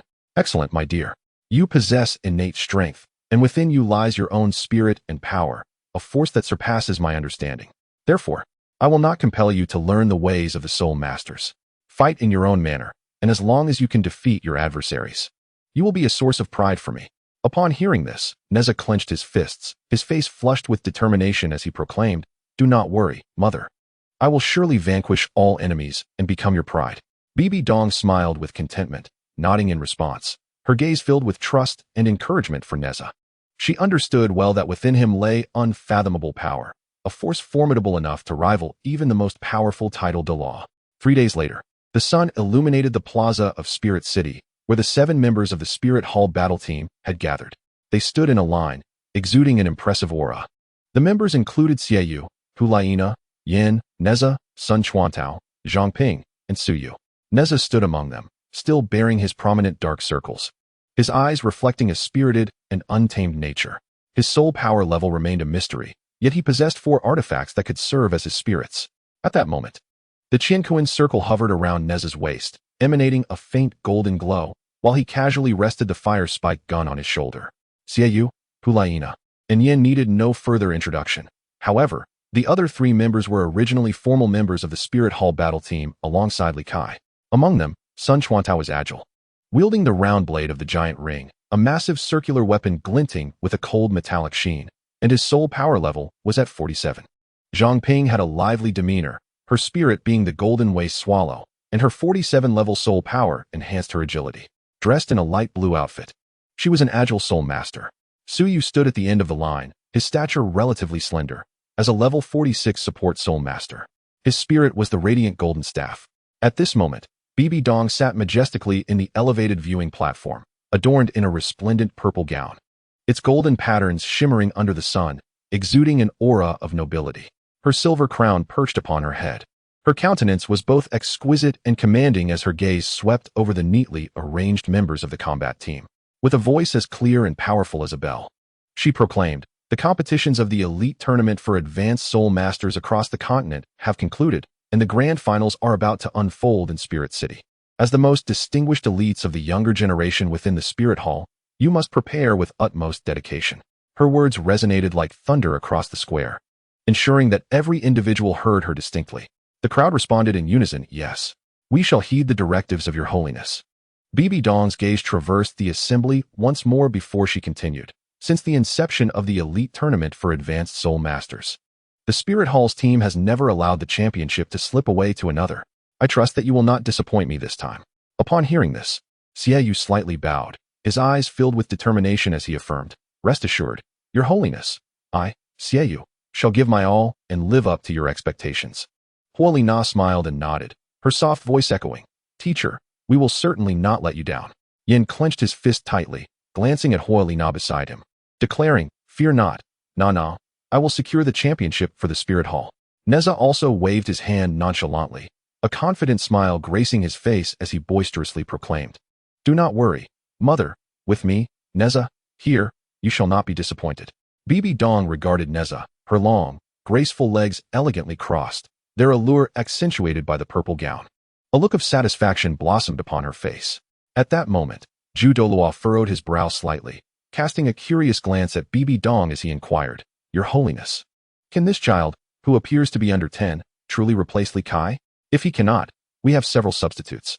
A hint of doubt lingered in Ju Douluo's eyes, for Nezha seemed far too childlike, standing in stark contrast to the other members.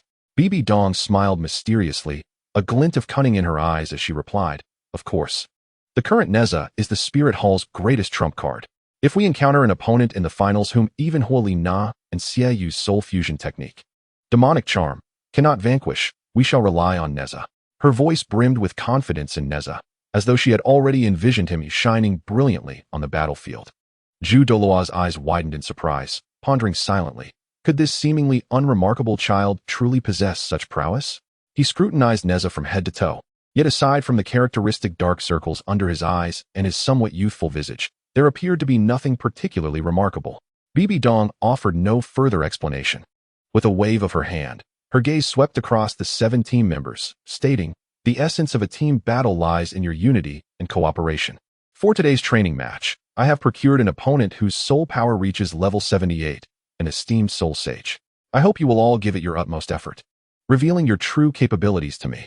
As he spoke, a robust middle-aged man, towering at 2 meters, strode forth with a steady gait. His physique resembled a small mountain, muscles taut, straining against the confines of his black attire. His face bore sharp, chiseled features, akin to those carved by a sculptor, with piercing tiger-like eyes that radiated a spirit of boldness and nonconformity. He confidently approached the center of the square, first bowing respectfully to Bi Bi Dong, and announced in a resonant voice, I greet your holiness, the Pope. After receiving a slight nod from Bi Bi Dong, he turned to face the 7 members of Nezha, thumping his broad chest and grinning. Come forth, my generation of Golden Spirit Hall. Let me, the Bull Spirit Saint, witness your prowess. With that, the Bull Spirit Saint stomped his foot, causing the ground to crack beneath him. 7 soul rings of varying colors rose slowly from his feet, encircling his form. As the first 3 soul rings, 2 yellow and 1 purple, illuminated, his physique swelled once more, muscles expanding like inflated balloons, reaching an impressive height of 3 meters. 2 sharp bull horns gradually emerged from his head, gleaming with a cold metallic sheen, as if capable of piercing through any material with ease. He resembled a furious bull, exuding an overwhelming sense of pressure. At that moment, Bi Bi Dong raised her papal scepter and declared, in this training match, aside from the soul fusion techniques of Huoli and Xiaoyu, you are permitted to employ any other means. Now, let the contest commence. Huoli responded with a clear yes. Almost instantly, a powerful wave of soul power erupted from her, as her spirit, the demon fox, swiftly took form. Her ears elongated to a more pointed shape, 9 fluffy tails sprouted from her back, and her eyes sparkled with an enchanting purple glow. She then unleashed her group charm soul skill, an invisible mental force radiating outward from her being at an alarming pace. The Bull Spirit Saint felt a momentary daze, as if lightly struck by an unseen force, his gaze becoming momentarily unfocused. Seizing this opportunity, Xiaoyu and Yin launched their attacks simultaneously. Xiaoyu's moonblade flew from his hand, transforming into 2 silver streaks, whistling sharply as they shot toward the Bull Spirit Saint's chest like lightning. Concurrently, Yin thrust his hands forward, shouting, Flame Impact. A massive torrent of fire erupted from his hands, resembling a roaring fire beast, sweeping toward the Bull Spirit Saint. The air crackled as it was seared by the flames. However, as the Bull Spirit Saint regained his composure, he merely stood his ground, a disdainful smile curling at the corners of his mouth as he boisterously laughed. Is that all you've got? It feels more like a tickle, haha. With an unhurried motion, he lifted his formidable arm and waved it casually. The two moon blades collided with what seemed to be an invisible wall, clattering off and flying away. Meanwhile, the surging flames dissipated into nothingness upon contact with his body. Immediately, the bull spirit saint propelled himself off the ground with a powerful thrust of his legs, launching towards Yen like a cannonball, leaving behind only a fleeting shadow. As he neared Yen, he lowered his head, the horns atop his brow glinting with a chilling light, and unleashed a formidable horn charge. Yen, caught unawares, felt an overwhelming force surge toward him, sending him soaring through the air like a kite with its strings severed. He traced an arc in midair before crashing heavily to the ground, stirring up a cloud of dust. Struggling to rise, Yen was seized by a sharp pain in his chest, and he could not help but spit out a mouthful of blood. After dispatching Yen, the bull spirit saint turned his gaze once more towards Xiaoyu. Xiaoyu's expression hardened as he swiftly summoned the moonblade. Gripping it firmly with both hands and assuming a defensive stance, the bull spirit saint snorted disdainfully, charging at Xiaoyu like an enraged bull, his massive form causing the very ground to tremble beneath him. As he approached Xiaoyu, he raised his robust arm high, his fists surging with soul power, accompanied by a howling wind, before delivering a thunderous punch aimed at Xiaoyu. This strike was imbued with immense force, seemingly capable of shattering everything in its path. Seeing this, Xiaoyu moved rapidly, trying to evade the lethal blow. However, the bull spirit saint's attack was too swift. Xiaoyu could not fully dodge it, and the punch's wind grazed his shoulder. A tremendous impact surged through him, making it feel as if a heavy hammer had struck his shoulder, and he was unceremoniously sent flying backward, staggering in the air for several steps, each one leaving deep imprints on the ground, before he barely managed to regain his balance. Xiaoyu's complexion paled slightly, his shoulders garment torn, revealing a deep gash of blood, a testament to the punch's sheer power. Witnessing this, Hulaina felt a surge of urgency, fully aware that inaction would lead to a more dire situation. Consequently, she concentrated her energy and activated her enchanting soul skill once more.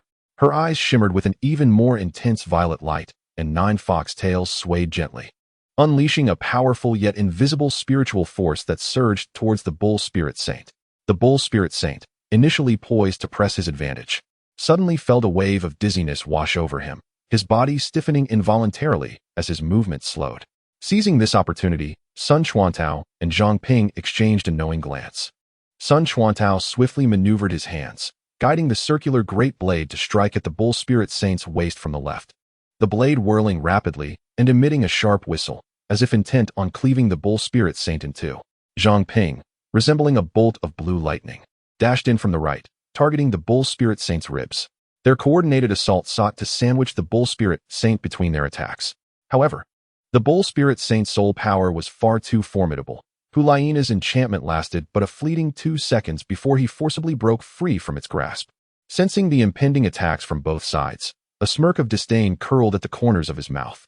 With a swift movement of his arms, he deflected both strikes with a metallic clang, the sound resonating like the clash of steel. The mighty bull spirit, with a triumphant and mocking smile, unleashed a powerful wave of soul energy from his arms, overwhelming both Sun Chuantao and Zhang Ping, who were unable to resist and were sent sprawling to the ground, raising a cloud of dust.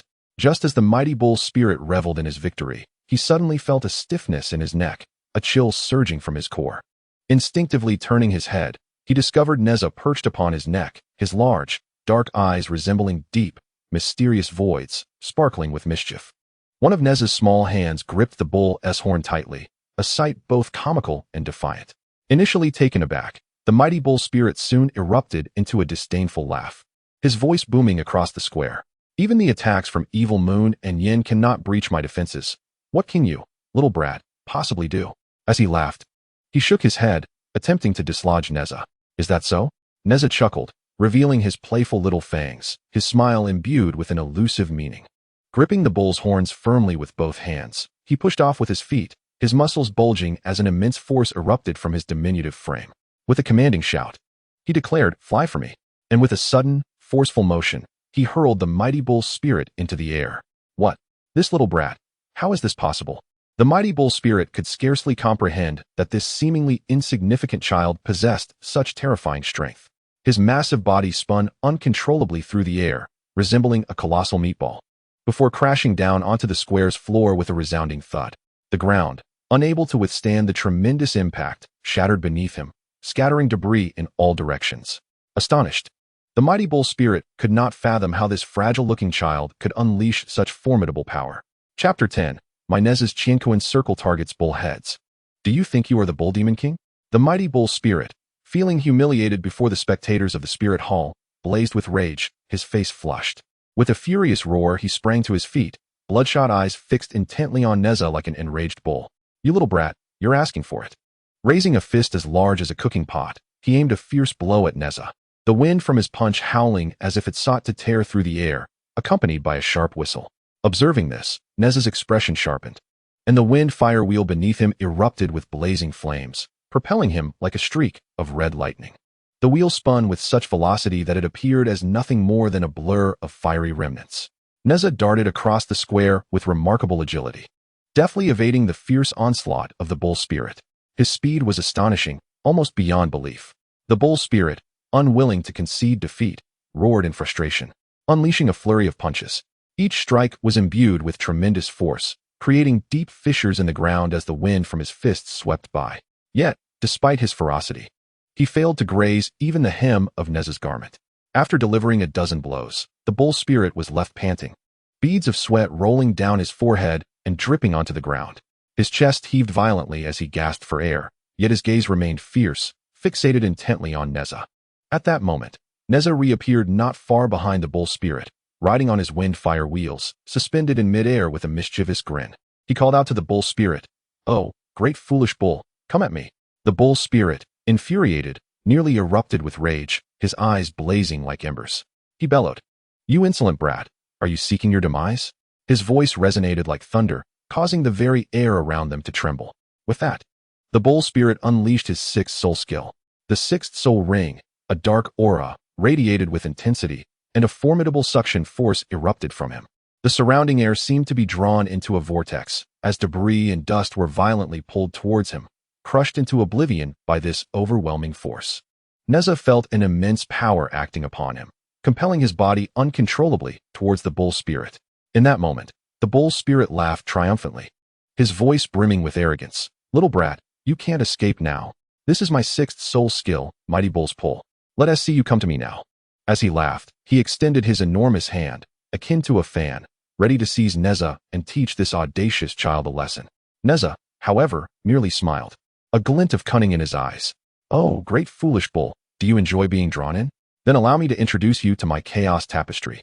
Just then, as Nezha was pulled within reach of the bull spirit, he seized the opportunity, swiftly tossing the chaos tapestry, which had been coiled around his waist. The tapestry shot forth like a streak of crimson lightning, propelled by the immense suction. It unfurled in midair, resembling a vibrant red dragon, and ensnared the bull spirit in an instant. The tapestry tightened its grip, entwining around the bull spirit's arms, body, and legs, binding him securely like a colossal rice dumpling. "What?" The bull spirit was momentarily taken aback, then scoffed dismissively. "Huh? You think this tattered cloth can restrain me, the mighty bull?" With that, he summoned all his soul power, attempting to break free from the tapestry's grasp. His muscles bulged, veins protruding, as he emitted a deep, thunderous roar. However, no matter how hard he struggled, the tapestry remained unyielding. This was a treasure from the Jade Void Palace, far beyond his capacity to escape. The bull spirit saint's eyes widened in disbelief, utterly shocked, as he stammered, "This is impossible. How can this rag be so tough?" Nezha chuckled mischievously, making a face at the bull spirit saint, then gripped the cosmic silk tightly in his hands. With a sudden force, he flung the bull spirit saint into the air as if tossing a sack. The massive figure of the bull spirit saint spun rapidly in midair, generating a fierce gust of wind. Moments later, Nezha hurled him downward with tremendous force. A thunderous crash resonated, akin to a muffled thunderclap erupting in the square. The floor of the Spirit Hall Square was smashed, leaving a colossal pit, with the edges of the crater adorned with a myriad of cracks resembling a spider's web spreading outward. Dust swirled, lingering in the air for an extended period. Nezha hovered in the air, brimming with exhilaration. He raised his small hand, and the cosmic silk, seemingly responding to its master's call, transformed into a streak of red light, swiftly returning to Nezha's grasp like a graceful, agile dragon. With practiced ease, he flicked the cosmic silk, which obediently re-wrapped around his waist. Appearing as an ordinary red ribbon, yet exuding an enigmatic aura, Hyena gazed anxiously at the alarming pit in the square.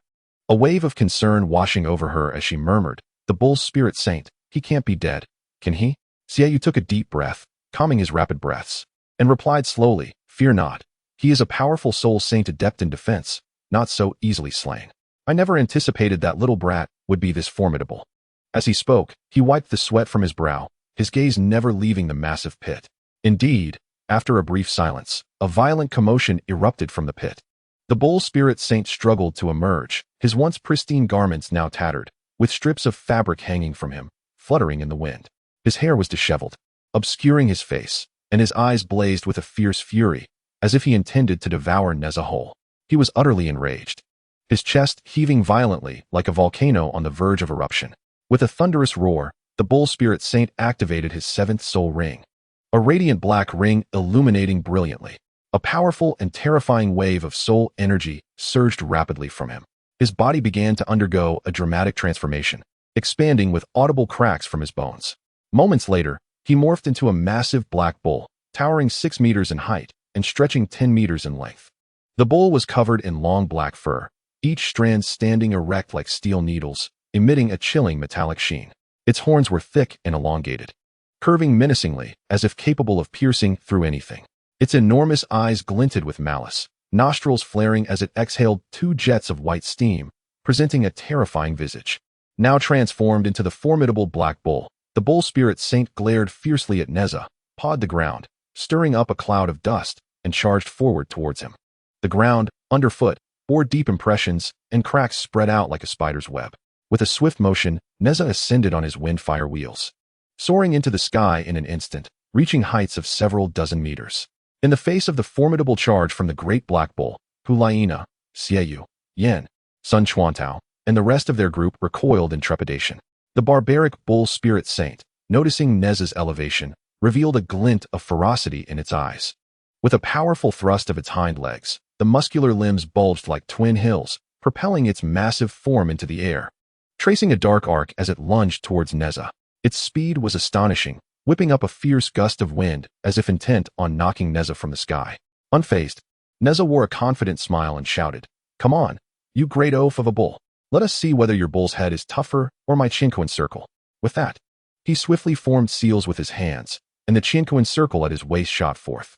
The circle spun rapidly in the air, expanding in size while shimmering with enigmatic runes and golden radiance.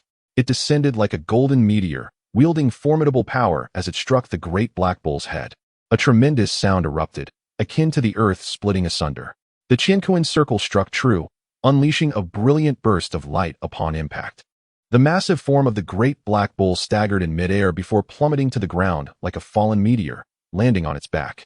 The earth was rent asunder, creating an even deeper crater, dust swirling and engulfing the entire plaza.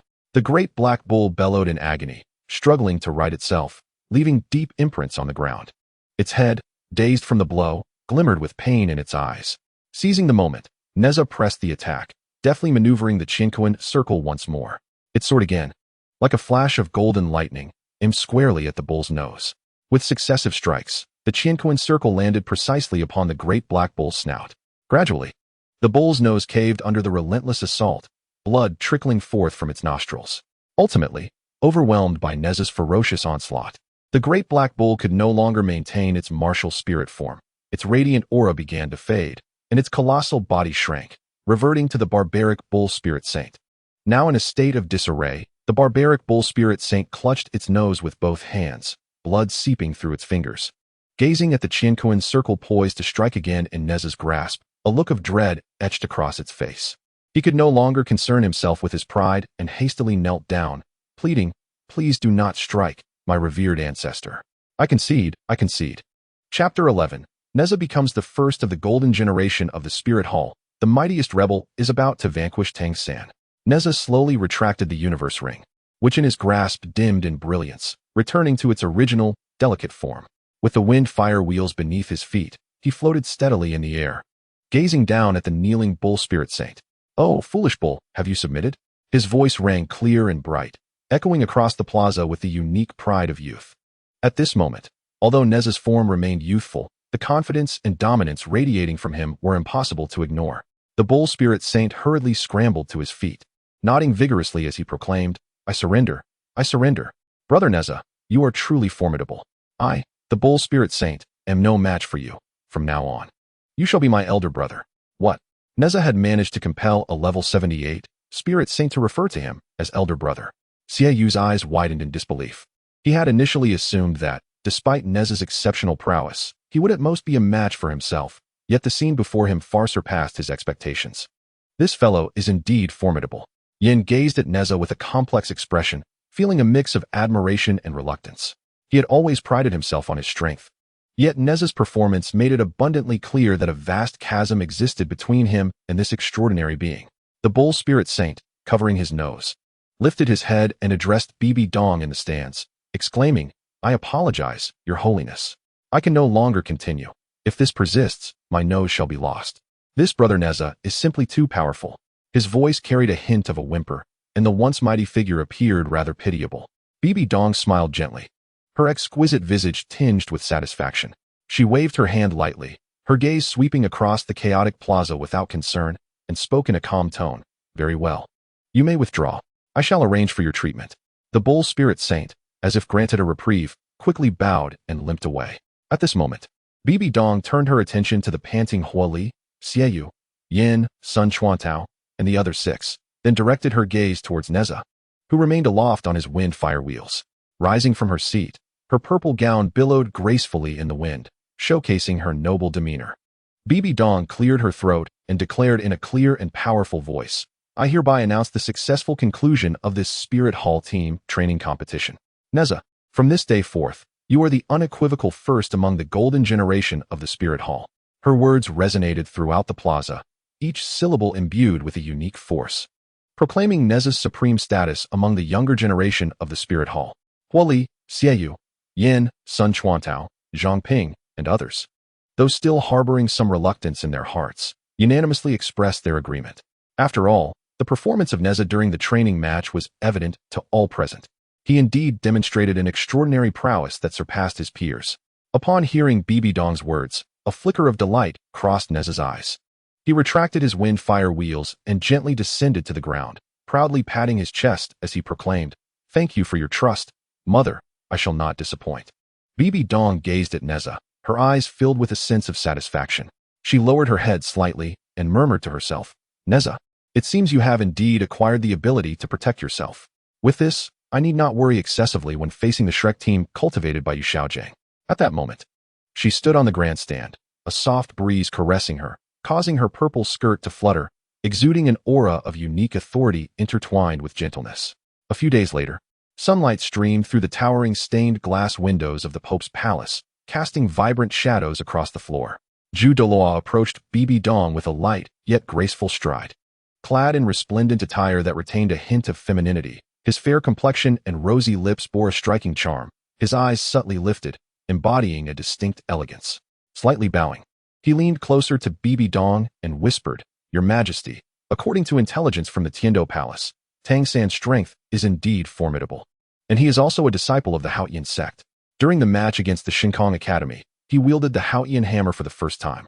It appears that this child, like Your Majesty, possesses a rare twin martial soul in a century." As Douluo spoke, his eyes glimmered, and his voice was hushed, as if fearful that others might overhear this vital information. A twin martial soul, a descendant of the Haotian sect? Tang San. Upon hearing this, Bi Bi Dong's previously tranquil demeanor shifted to one of gravity. She gently pressed her ruby lips together, their vibrant hue trembling slightly, betraying a ripple of emotion within her. With a slight furrow of her brow, her gaze deepened and sharpened before she slowly articulated, "This Tang San is indeed worthy of our attention, but there is no need for alarm.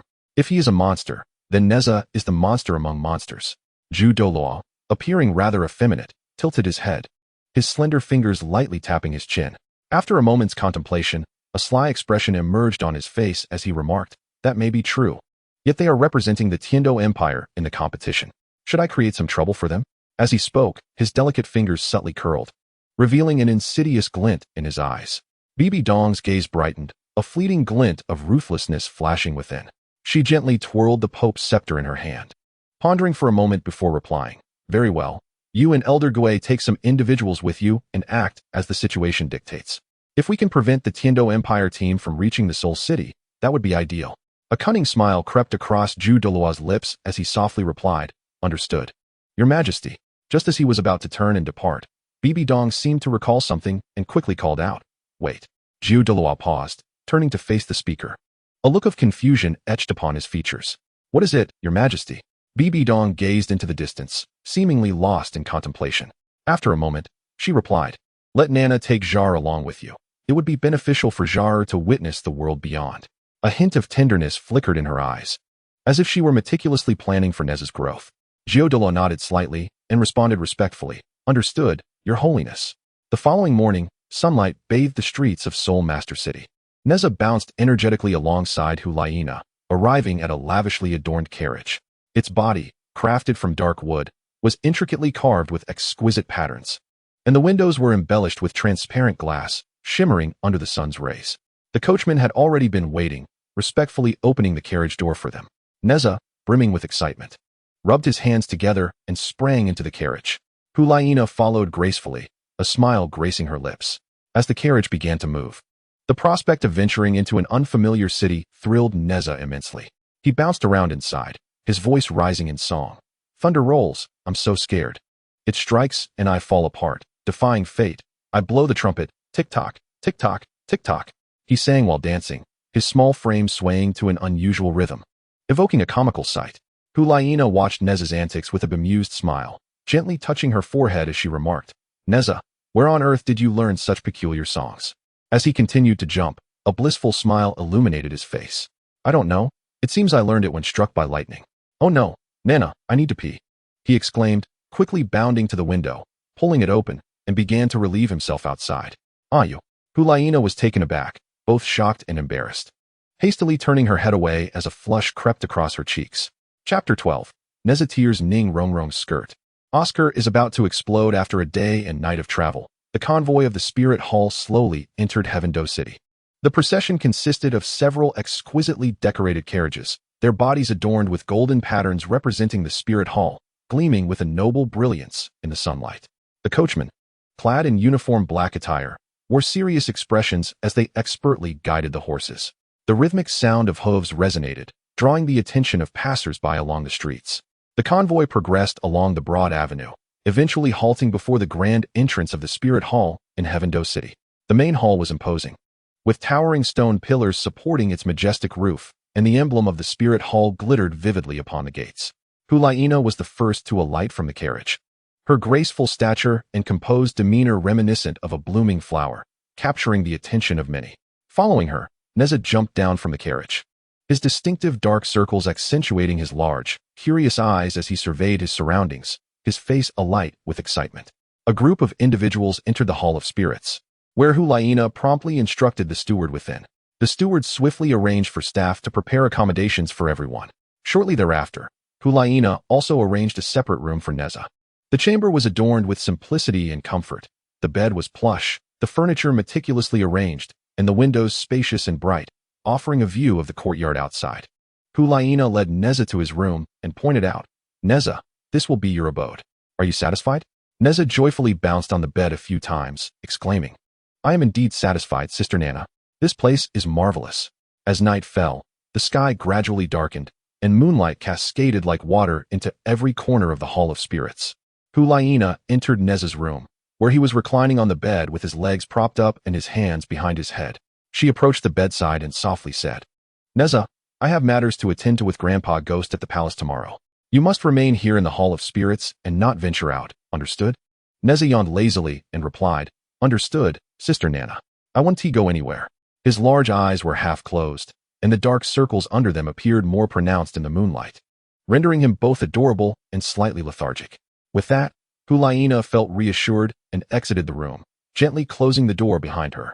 Her footsteps echoed in the corridor, gradually fading away as the surroundings grew tranquil. Nezha turned over in bed, yawned again, and soon fell into a deep slumber. It was unclear how much time had passed when he suddenly opened his eyes, his gaze instantly brightening. He sat up, rubbed his eyes, and walked to the windowsill. The dawn was breaking, and observing the bustling scene outside, Nezha excitedly raised his fist and muttered to himself, having finally ventured out. How could I, Nezha, not seek some amusement? Today, I shall explore this heavenly dough city. With that, Nezha forcefully pushed open the window, propped himself on the sill, and leaped down. Upon landing, he reverted to his true form and dashed swiftly down the street. Passing by a dumpling shop, he snatched a few dumplings, and at a candied hawthorn stall, he grabbed several skewers, munching on them with delight as he ran. You stop right there, or I'll break your legs, shouted the furious dumpling shop owner, his face flushed and brandishing a rolling pin as he pursued Nezha. You dare steal from me, the candied hawthorn vendor shouted, abandoning his stall to join the chase. Hurling curses as he ran, pedestrians scattered in all directions, creating a scene of chaos in the street. Nezha weaved through the crowd, occasionally turning back to make faces, which only fueled the determination of his pursuers. Just as he was on the verge of being caught, he shouted, "Wind fire wheels." Instantly, a pair of blazing wheels ignited beneath his feet, spinning rapidly and emitting brilliant flames. A powerful gust of wind radiated from him, causing those around to stagger back in retreat. Nezha, harnessing this newfound power, vanished from the sight of the onlookers like a streak of crimson lightning, leaving behind only astonished pursuers and a group of gaping bystanders. When Nezha finally came to a halt, he found himself in an unfamiliar and peculiar place. Towering before him were several uniquely designed buildings, surrounded by an expansive training ground with a solid, meticulously maintained surface as if it had been specially treated. Within the training arena, numerous male and female cadets clad in uniforms were diligently honing their skills. The male trainees, with their athletic physiques and bulging muscles, wielded their weapons with ferocity, each swing slicing through the air with a resounding whoosh. Meanwhile, the female trainees moved with grace, some practicing their agility like butterflies in flight, while others focused on executing soul techniques, vibrant lights flickering in their hands. Nezha could not help but blink his large eyes in curiosity as he surveyed his surroundings.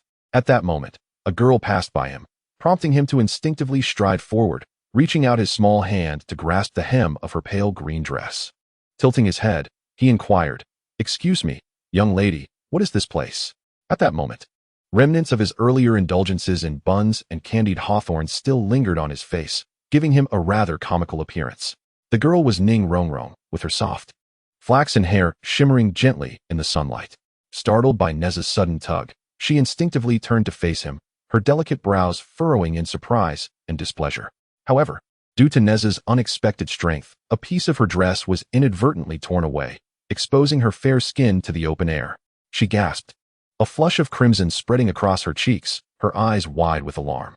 Quickly, she covered her modesty with her hands and retreated several steps. Her voice tinged with a mix of indignation and panic as she exclaimed, "This is Shrek Academy. Where did you little brat come from?" Realizing his impropriety, Nezha's expression shifted to one of embarrassment as he hastily discarded the torn fabric, waving his hands frantically while stuttering, "I apologize, young lady. My name is Nezha, and I came here to have some fun." Ning Rongrong shot him several disdainful glances, her hands on her hips as she retorted, "You little brat, not even as tall as I am, looking all ugly, and calling me young lady. How shameless. You should leave at once. Shrek is not a place for children like you." As she spoke, she lightly kicked the torn fabric on the ground, her demeanor a mix of anger and pride. Chapter 13. Nezha pummels the ineffectual Yu Xiaojiang. Leaving him in a miserable state upon hearing her words, Nezha felt a surge of defiance. With an indignant glare and hands on his hips, he exclaimed, "I am not ugly. You are the one who looks ridiculous." At that moment, his face flushed crimson, the characteristic dark circles under his eyes seeming to blaze with indignation, transforming his previously comical visage into one that radiated childish fury. Upon hearing this, Ning Rongrong, unwilling to concede, slightly raised her chin and huffed, "I am not ugly. It is you who are unsightly. Just look at those heavy dark circles under your eyes, as if you've been struck multiple times, and your teeth are hardly appealing, all crooked and misaligned."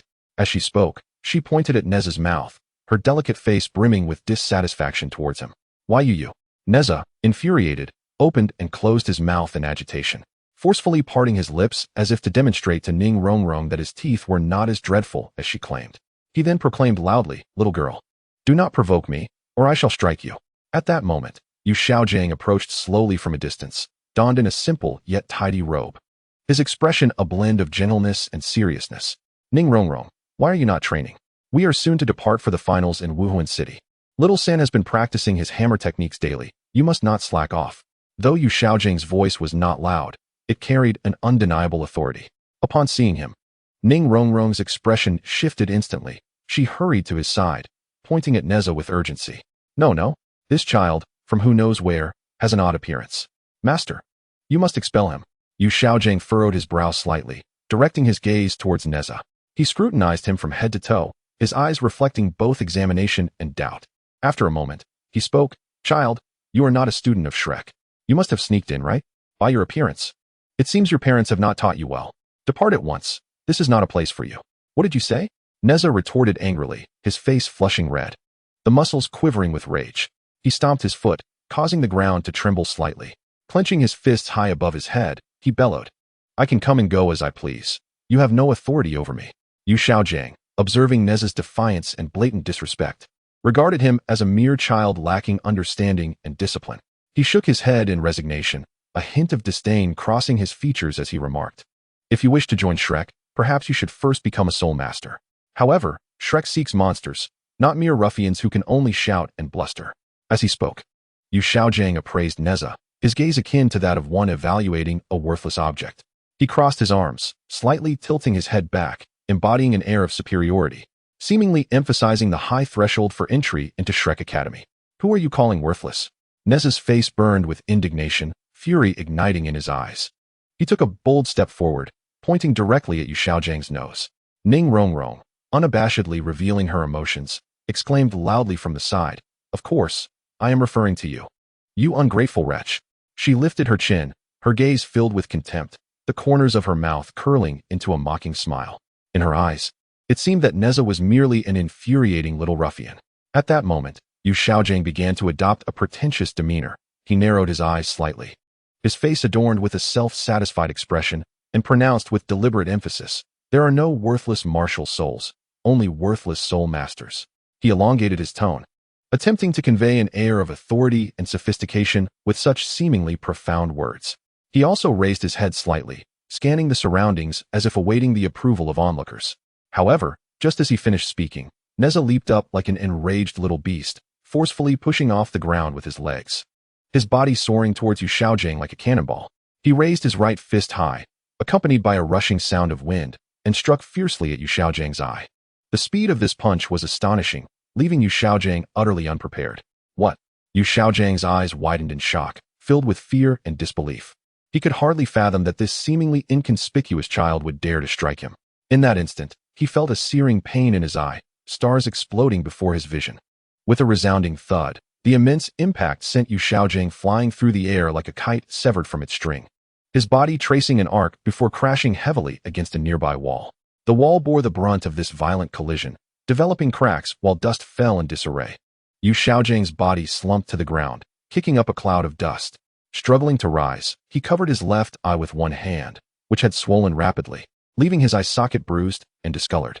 With his other eye, he gazed at Nezha in disbelief, a mixture of anger and fear flickering within. He could not comprehend the source of such strength in this child. Yet, Nezha was far from finished. The fire of rage still burned brightly in his eyes as he lunged once more at Yu Xiaojing. This time, his speed was even greater. In a moment of ascent, he forcefully propelled himself off the ground, harnessing that momentum to reach Yu Xiaojing in the blink of an eye. Then, with another punch, he struck Yu Xiaojing's other eye with equal ferocity. This blow was no less punishing, and Yu Xiaojing had no time to evade it. At that moment, both of Yu Xiaojing's eyes were swollen, grotesquely bulging, rendering his pupils nearly invisible.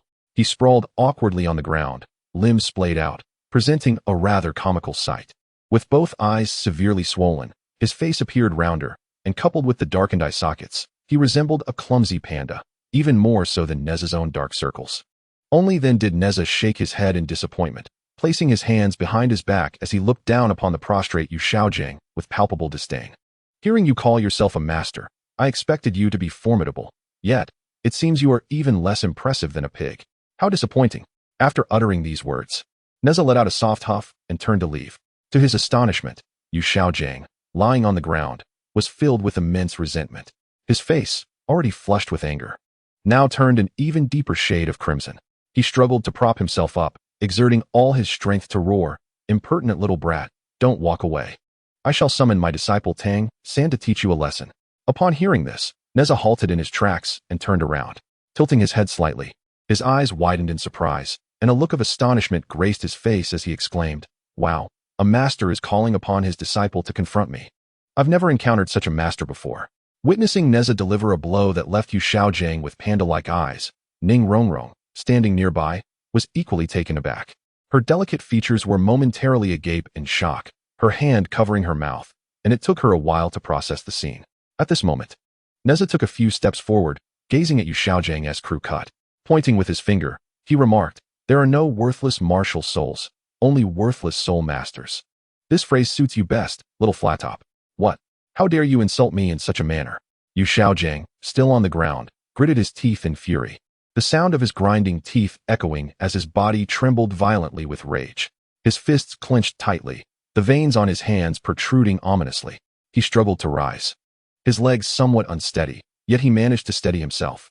2 yellow soul rings appeared around Yu Xiaojing as he chanted incantations, and with a burst of radiant light, he unleashed his martial soul, the 3 cannon. Upon its emergence, the cannon emitted a couple of grunts, its rotund figure appearing somewhat comical. However, Yu Xiaojing was not in a mood to indulge in such thoughts. He unhesitatingly activated his soul skill, a glint of ferocity in his eyes, seemingly intent on imparting a severe lesson to Nezha. Farting like thunder, the earth-shattering 3 cannon. Receiving its master's command, the 3 cannon turned around, positioning its rear toward Nezha, and with a mighty thrust, released a noxious cloud of gas that surged toward him. Upon catching the pungent odor, Nezha furrowed his brows, his face contorted in disgust. With a light spring of his foot, he evaded the attack effortlessly, akin to a nimble bird, dodging with grace. The noxious cloud grazed the hem of Nezha's garment, striking the ground and creating a small crater, indicating the potency of the blast. Seeing its initial attack fail, the 3 cannon prepared for another release. Nezha, his mind racing with a mischievous idea, allowed a sly smile to grace his lips. In an instant, he dashed forward with the swiftness of lightning. Within moments, he reached Yu Xiaojing's side, lifting him effortlessly as though he were a mere chick. Then, with remarkable speed, Nezha positioned Yu Xiaojing in front of the 3 cannon's rear. "What?" Yu Xiaojing's eyes bulged in disbelief, nearly popping from their sockets, his mouth agape in terror, his face a canvas of fear. He hastily shouted, "No, no, no, 3 cannon." Regrettably, it is too late. With a resounding bang, Luo Sanpao's flatulence erupted once more, this time seemingly more potent than before. Yu Xiaojing was catapulted by the force of this overwhelming blast, his body spinning aimlessly through the air. He soared several meters, crashing into the window of the girls' dormitory on the 1st floor. With a thunderous crash, the glass shattered, and Yu Xiaojing's body plummeted into the room. The once orderly arrangement of tables and chairs was sent into disarray, creating a scene of chaos. A group of female students, engaged in lively conversation, was abruptly startled by the sound of breaking glass. Before they could comprehend the situation, Yu Xiaojing fell into their midst like a sandbag. Initially stunned, their faces quickly transformed into masks of sheer terror. One girl let out a piercing scream that echoed sharply. The others, pale with fright, scrambled to escape. Their hair disheveled and clothing askew, standing at the dormitory entrance, wide-eyed and horrified as they gazed at Yu Xiaojing. Luo Sanpao turned its head, observing the chaos it had inadvertently caused, and seemed to realize it had committed a blunder. It emitted a few grunts and hurriedly scampered towards Yu Xiaojing on its short legs. At that moment, Yu Xiaojing lay on the floor, his face a ghastly shade of purple, lips trembling incessantly, a trace of blood at the corner of his mouth, and a few teeth scattered nearby. His body continued to shiver, the shock of the sudden impact still fresh in his mind. It was only then that he comprehended the gravity of his predicament. He had not provoked a mere mischievous child, but an extraordinarily fearsome adversary. Witnessing the appalling sight of Nezha mercilessly thrashing Yu Xiaojing, Ning Rongrong, clad in a delicate light green chiffon dress that fluttered gently with her trembling frame, turned as pale as a ghost. Her rosy lips quivered, rendering her speechless as she stared blankly at the devastation before her. The commotion had attracted a considerable number of male and female students, all eager to discern the source of the uproar. Most of the male students appeared tense, moving briskly, while the female students exhibited varying degrees of panic, some covering their mouths, others clutching at each other's sleeves.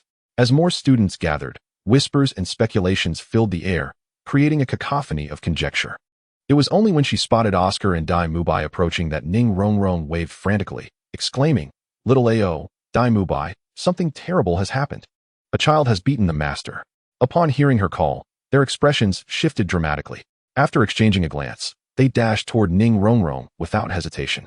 Dai Mubai, agile and swift, surged ahead, with Oscar close behind. Dai Mubai rushed forward, following the direction pointed out by Ning Rongrong. His gaze fixed upon the shattered window in the distance and the disheveled figure of Yu Xiaojing inside. A frown creased his brow, his eyes flashing with a mixture of anger and concern. He turned to Oscar, speaking in a hurried tone. Oscar, you must go rescue the master. I will handle this foe. Oscar, his expression grave, nodded in agreement, replying, Understood, Boss Dai, be careful. With that, he turned and sprinted towards Yu Xiaojing's location. His steps hasty, refusing to lose a moment. Dai Mubai then redirected his attention, his gaze fierce and unwavering as he focused on Nezha, his eyes ablaze with fury. He bellowed, You dare to assault our Shrek 7 Devil's Master? His voice resonated, deep and powerful, akin to the rumble of distant thunder, emanating an overwhelming aura as if it could consume Nezha whole. Nezha, however, appeared unfazed, raising his hands in an exaggerated shrug with a nonchalant expression, grinning as he replied, He is your master, not mine. To me, he is less than a pig. As he spoke, he deliberately arched an eyebrow, his gaze laced with unmistakable provocation, dismissing Dai Mubai as fury with contempt. Dai Mubai's face turned a deep shade of anger, his teeth clenched as he shouted, You arrogant little brat.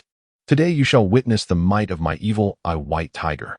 With that declaration, he stomped his feet firmly, causing 4 soul rings to rise gradually, 2 yellow and 2 purple, their vivid hues shimmering with a mysterious brilliance under the sunlight. Presently, his soul power remained the highest among the Shrek 7 devils, having reached level 45, and the powerful fluctuations of his soul energy caused the very air around him to quiver. With a roar akin to a furious tiger, Dai Mubai launched himself towards Nezha like an arrow released from a bow, raising his right fist high. The fist, imbued with formidable soul power, compressed the surrounding air, creating a whistling sound. With immense force, he aimed a devastating blow at Nezha's head. Yet, Nezha, with a spark of agility in his eyes, moved like a specter, effortlessly evading several of Dai Mubai's strikes, each time narrowly escaping the impact. Just as Dai Mubai prepared to strike again, Nezha suddenly propelled himself upwards with a powerful leap, executing a swift somersault in midair. His feet descended like 2 heavy hammers, crashing forcefully against Dai Mubai's face. The speed and power of this kick were astonishing, leaving Dai Mubai no time to evade. With a thundering sound, he was sent careening backward, his body tracing an arc through the air before crashing heavily to the ground, stirring up a cloud of dust. His face was a portrait of shock, the confidence he once held replaced by disbelief. He could hardly fathom that this seemingly small, dark-eyed child possessed such immense strength, capable of sending him flying with a single kick. Ning Rongrong, witnessing Dai Mubai being thrown aside, could not suppress a gasp, anxiously exclaiming, What is happening to you, Dai Mubai? Chapter 15. Nezha struck Dai Mubai, causing blood to stream from his nose. Finally, Tang San has arrived. Upon hearing Ning Rongrong's words, Dai Mubai felt an intense burning sensation on his face. He gritted his teeth against the pain and lifted his head, revealing a once handsome visage now marred by dirt and disarray. His usually well-groomed golden hair was now filthy, with several strands clinging to his cheeks, rendering him a comical sight. The commotion attracted an increasing number of male and female students to the scene. Among the crowd, a girl with a ponytail, large expressive eyes, and a round, charming face was the first to speak up. Hey, isn't that Dai Mubai? She was clad in a light blue academy uniform, adorned with a dainty bow at the collar, exuding a playful charm. Immediately, a tall, fair-skinned girl with cascading hair chimed in, That's our Shrek Academy's heartthrob. He is tall and handsome. Yet how could he find himself in such a predicament while representing the Academy in the finals of the Elite Soul Master competition? Dressed in a flowing white dress that danced gently with the breeze, she held an exquisite folding fan, which she slightly opened to cover her astonished mouth. Not far away, a petite girl with elongated eyes and adorable dimples furrowed her brow and remarked, He can't possibly be losing to that kid with dark circles under his eyes, can he?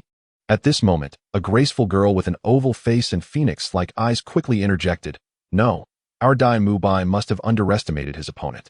Listening to the voices of the girls, Dai Mubai felt an immense weight pressing down on him, as if countless eyes were mocking his defeat.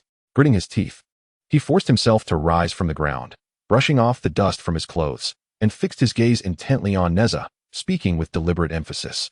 I didn't expect you to be quite formidable, little brat.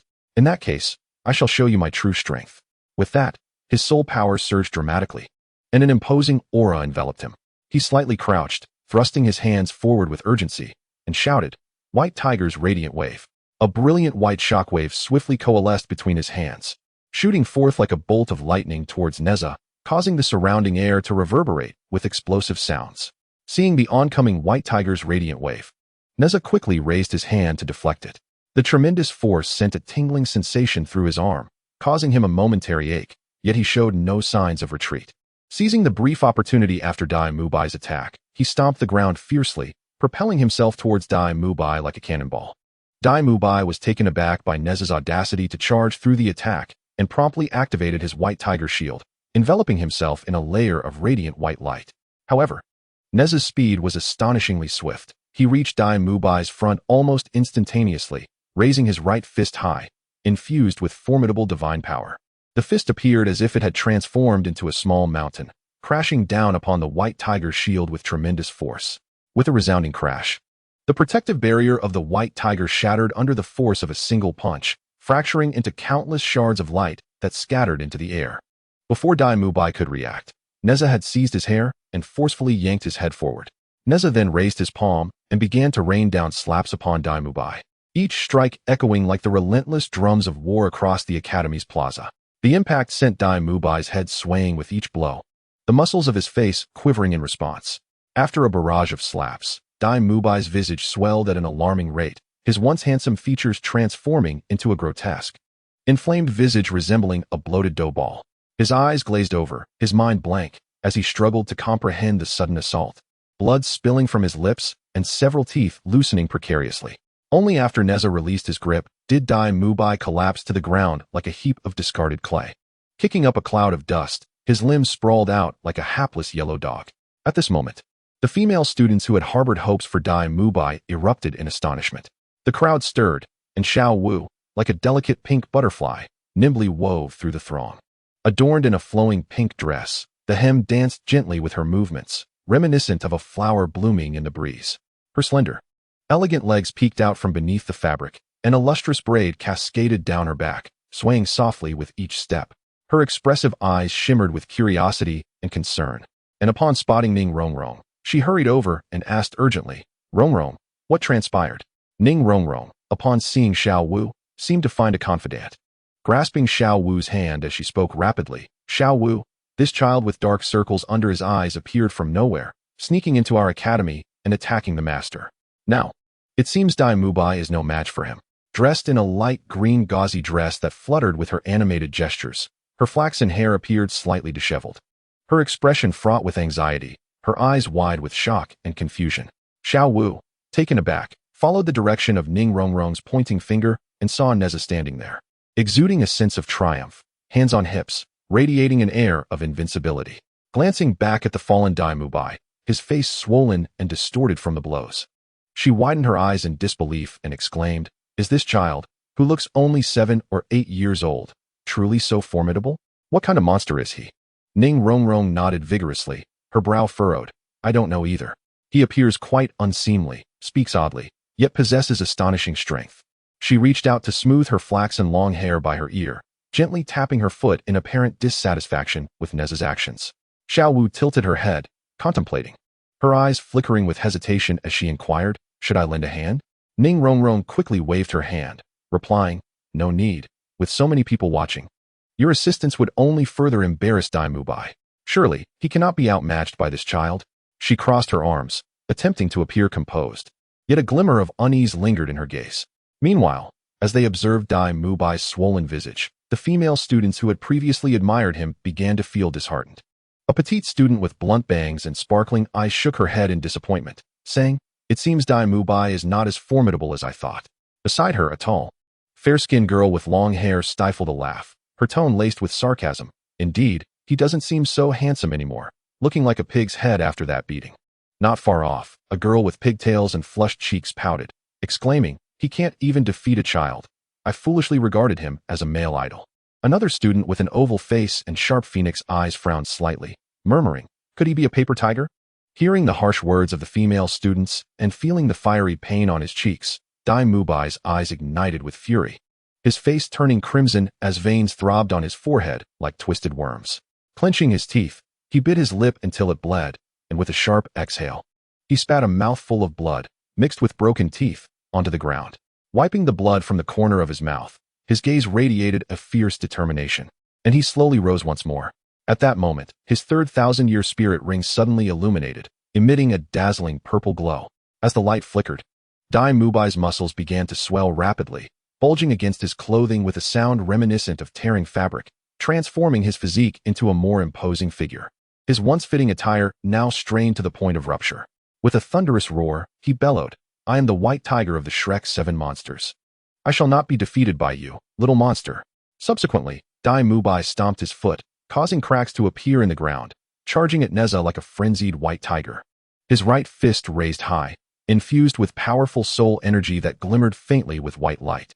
The fist, accompanied by a howling wind, descended upon Nezha's head with tremendous force. Nezha sensed the surge in Dai Mubai's strength, yet displayed no fear. Rather, his eyes sparkled with excitement.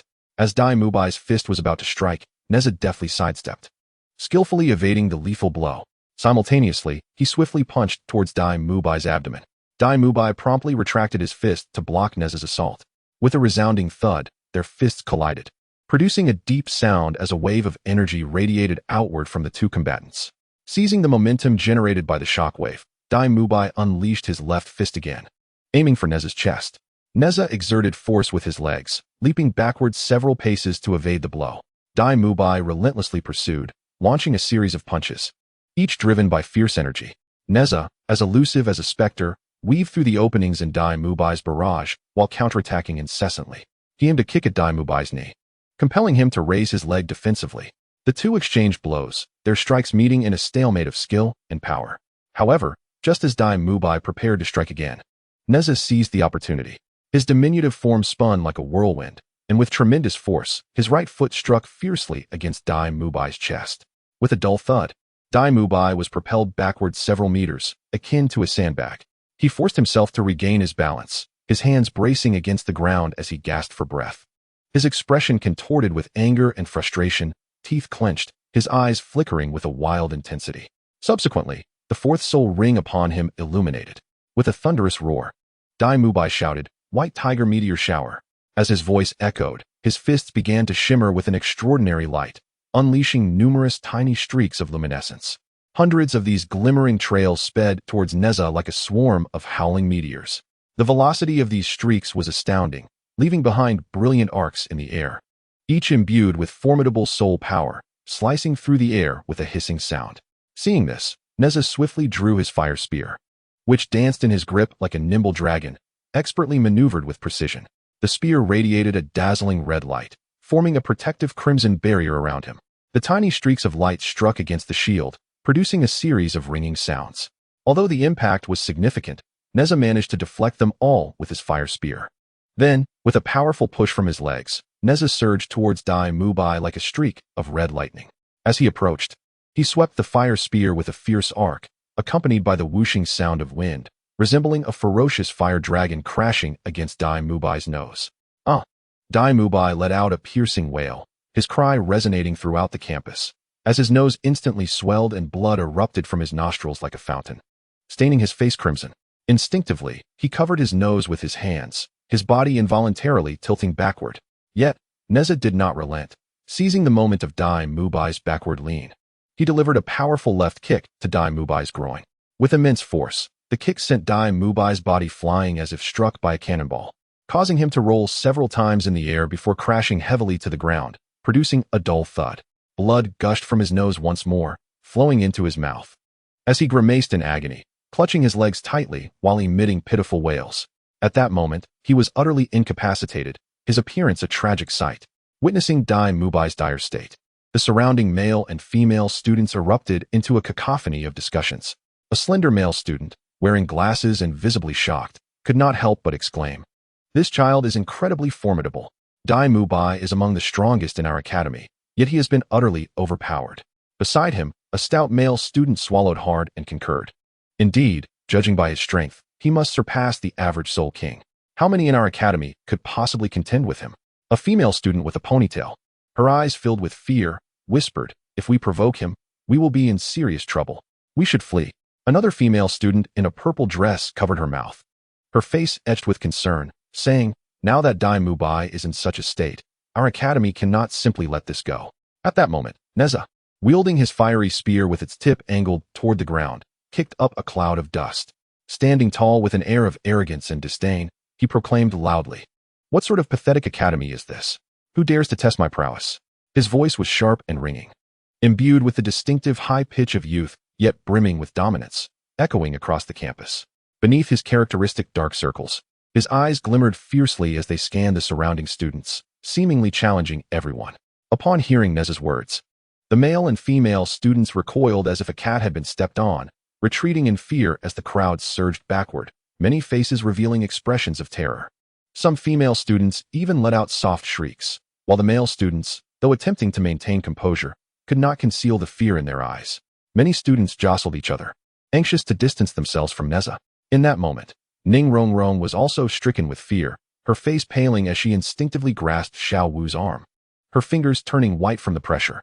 Her delicate frame trembled slightly as she spoke, her voice quivering. "Xiao Wu, what should we do? He is so terrifying." Xiao Wu appeared equally bewildered, biting her lip, a flicker of hesitation and determination crossing her eyes. After a moment of contemplation, she turned to Ning Rongrong and replied earnestly, "Rongrong, this boy is incredibly strong. I cannot defeat him alone. Wait here, I will seek out Brother San. He possesses great strength. And together we will reclaim the honor of Dai Mubai and Shrek Academy." Chapter 17. Nezha grips Xiao Wu's bunny ears, refusing to let go. Tang San is infuriated to the point of tears. Part 1. Ning Rongrong nodded vigorously, her eyes filled with urgency, her voice trembling slightly as she urged, "All right, then hurry." Xiao Wu.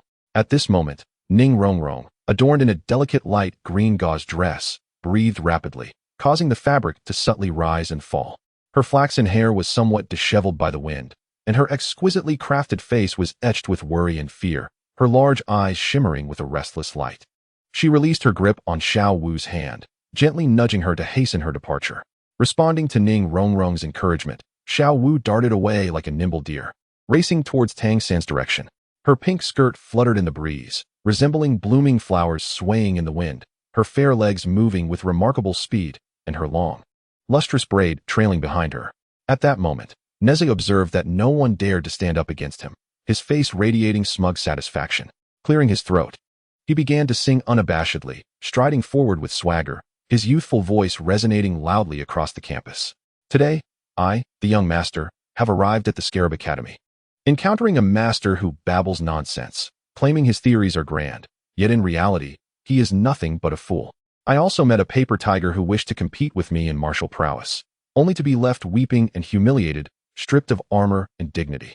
As he sang, his head bobbed and he occasionally wiggled his backside, appearing both ridiculous and arrogant. As the song progressed, Nezha seemed to suddenly ignite with enthusiasm, propelling himself off the ground with a powerful leap, soaring 8 meters into the air like a cannonball, all the while brandishing his fiery spear and striking exaggerated poses. The female students, already frightened, were further startled by Nezha's sudden antics, their faces paling as they screamed and recoiled. Witnessing Dai Mubai's pitiful state and contrasting it with Nezha's triumphant demeanor, Ning Rongrong's face flushed with anger.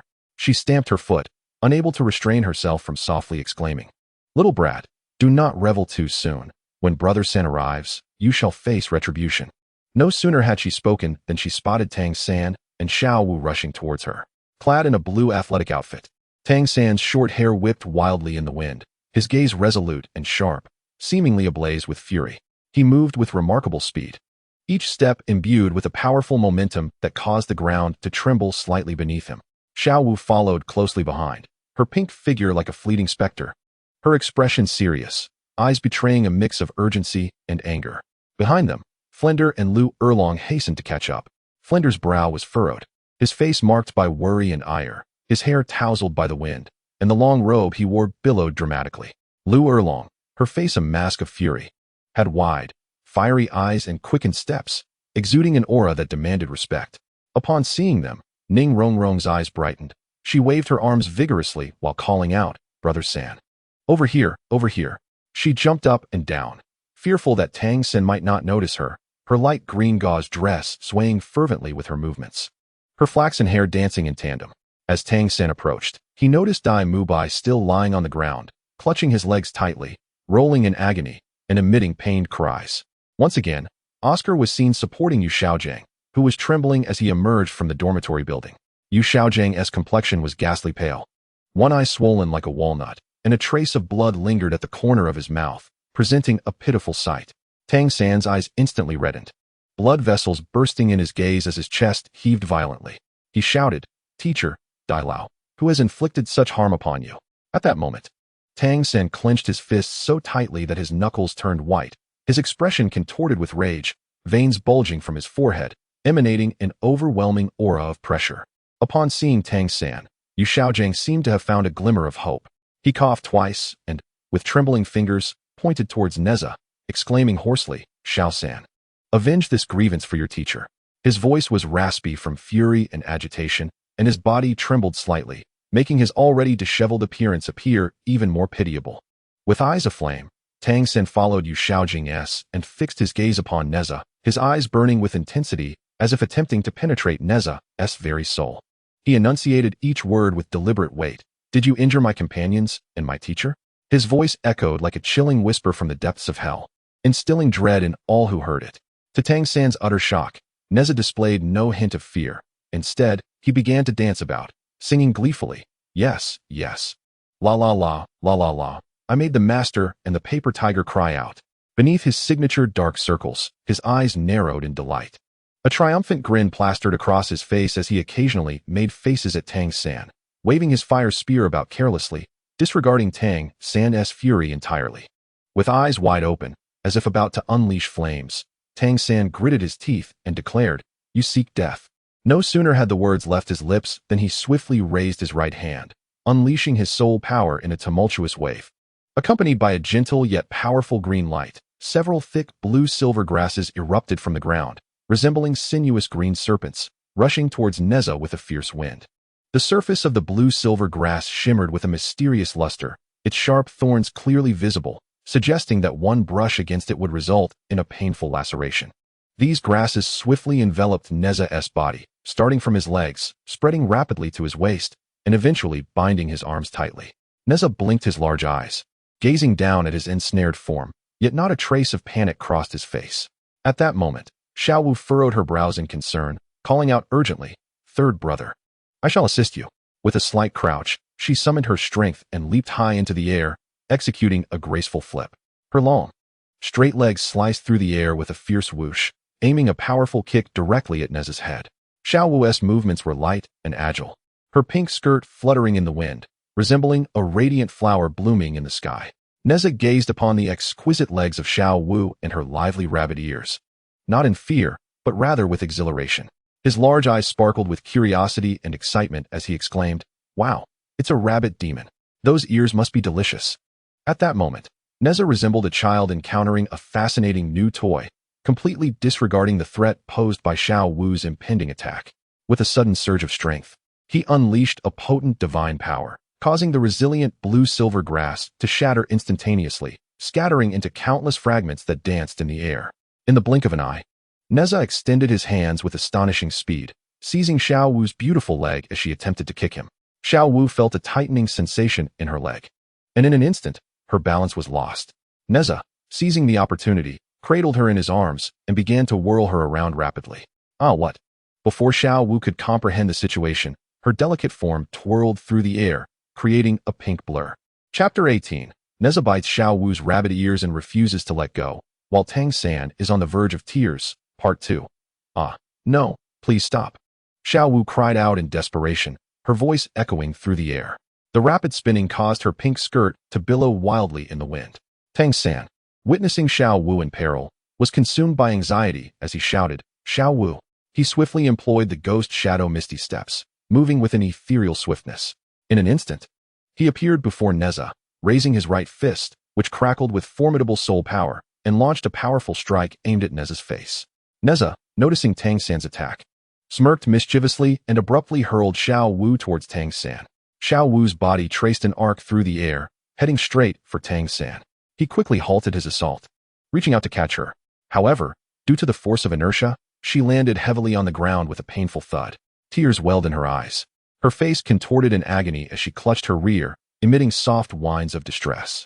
Seeing Xiao Wu in such a wretched state ignited a volcanic fury within Tang San, and he bellowed as 8 spider spears erupted from his back.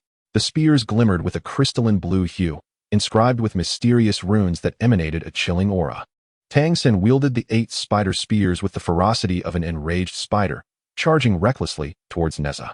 The spears sliced through the air, producing a sharp, whistling sound, as if they sought to rend everything in their path.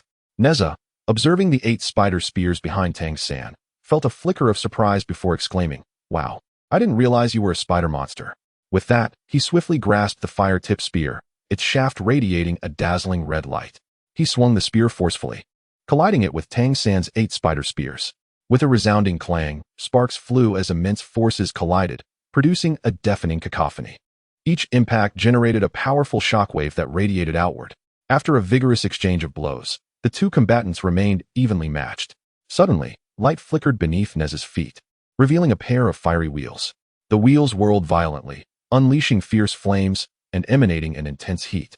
Harnessing the power of the flaming wheels, Nezha's speed surged, transforming him into a crimson streak as he charged towards Tang San. In a swift motion, he circled behind Tang San and, with a powerful lift of his right foot, delivered a ferocious kick to Tang San's ear.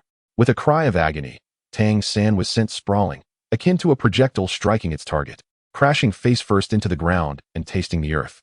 Witnessing Tang San's unfortunate tumble, Lu Erlong's heart raced with concern. Her already striking visage was now overshadowed by fury. Clad in a form-fitting black leather suit that accentuated her mature curves, the zipper trembled slightly with her rapid breaths, mirroring her inner turmoil. Flander, noticing the unfolding situation, felt a tightness in his chest and quickly reached out to restrain Lu Erlong. His brow furrowed, his expression a mix of anxiety and caution. "Wait, Erlong. Let us first ascertain the origins of this mysterious child.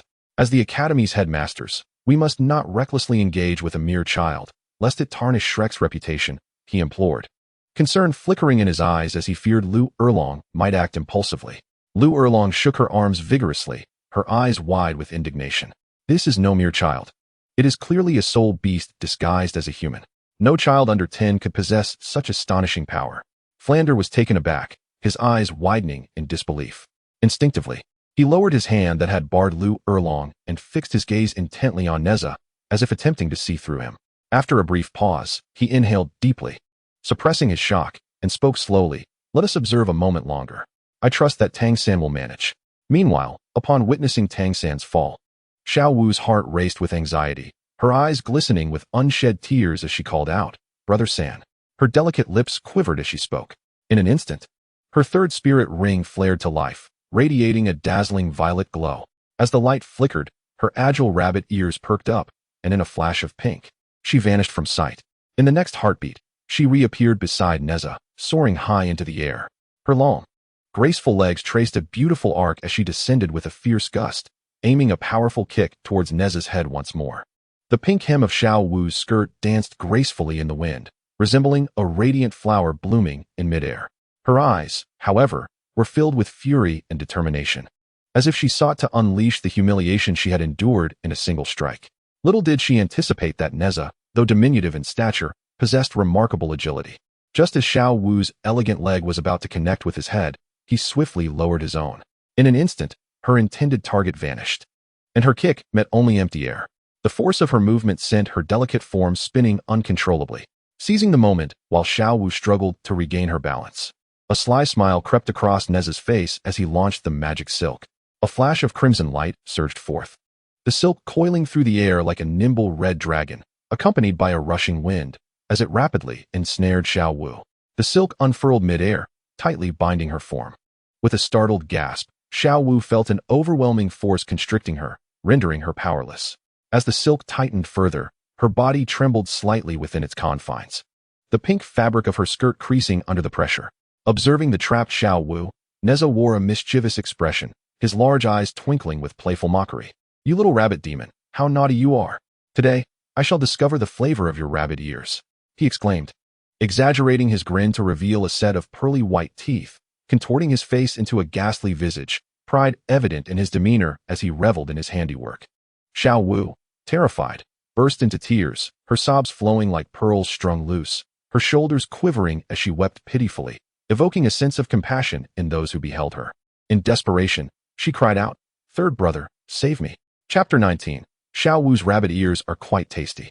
Tang San is driven to madness as the demon child causes chaos at Shrek Academy. Tang San, witnessing Xiao Wu's humiliation at Nezha's hands, was consumed by a burning urgency. His eyes aflame with rage. Without a moment's hesitation, he shouted her name, Xiao Wu. Rising swiftly from the ground, his movements were as swift and agile as a cheetah, his gaze fixed intently upon Nezha, radiating immeasurable fury. With remarkable speed, he retrieved the Zhuge crossbow from the enchanting moonlit night beneath the 24 bridges. Gripping it firmly in his right hand, his finger poised to pull the trigger without a hint of hesitation. The crossbow emitted a faint mechanical whir, and the bolt shot forth like lightning towards Nezha. However, Nezha remained unperturbed. With a slight tilt of his head, he executed a graceful maneuver. The bolt grazing his cheek as it whizzed past, stirring a gentle breeze that tousled his hair. He chuckled, a mischievous and triumphant expression adorning his face, and with a powerful push against the ground, he leaped onto Xiao Wu's shoulder like a nimble monkey. At that moment, Xiao Wu was gripped by terror, her delicate form trembling with fear. Bound tightly by the mysterious silk, she found herself utterly powerless to resist, forced to watch Nezha's every move. Perched upon her shoulder, Nezha muttered, "I desire rabbit meat." As he spoke, his small hand reached for the pink rabbit ears of Xiao Wu. A gasp of terror escaped Xiao Wu's lips, her voice laced with fear and helplessness. Her beautiful eyes were tightly shut, tears streaming down her cheeks, and her delicate lips trembled as she let out a desperate cry. She writhed with all her might, attempting to evade Nezha's grasp, yet every struggle was in vain against the unyielding hold of the mysterious silk. Nezha, however, remained oblivious to Xiao Wu's fright. Upon seizing her upright pink ears, he truly began to sample them. His tongue flicked out, gently licking Xiao Wu's rabbit ears, and a look of astonishment crossed his face, as though he were savoring a delectable treat. This scene was both comical and infuriating. "Xiao Wu," Tang San bellowed, fury reaching its zenith, his teeth grinding audibly as if on the brink of shattering. His eyes bulged with rage, seemingly ready to burst from their sockets. With a sudden motion, he thrust out his left hand, accompanied by a surge of formidable soul power, and the Haotian hammer materialized instantly within his grasp. The hammer exuded an ancient and potent aura, its surface etched with mysterious runes that glimmered with a chilling metallic sheen under the sunlight. Tang San raised the Haotian hammer high, exerting all his strength as he aimed a devastating strike towards Nezha. The force of the blow was cataclysmic, compressing the surrounding air into a resonant hum. Nearby, Lu Erlong could no longer contain herself upon witnessing this spectacle. Her beautiful eyes blazed with righteous fury. 7 soul rings erupted beneath her feet, 2 yellow, 2 purple, and 3 black, intertwining their brilliance to illuminate her figure with exceptional radiance. The black leather attire she wore swelled slightly with the surging soul power, as if straining to contain the overwhelming force. Lu Erlong declared with unwavering resolve, "I can't hold back any longer, Boss Fu. I must intervene and seize this peculiar child to extract the truth of his origins." Her voice rang with conviction, echoing through the air like a resounding bell, exuding an undeniable authority. As Nezha beheld the impending strike of Tang San's Haotian hammer, sensing the immense power it harbored, he instinctively recoiled, releasing Xiao Wu's ears.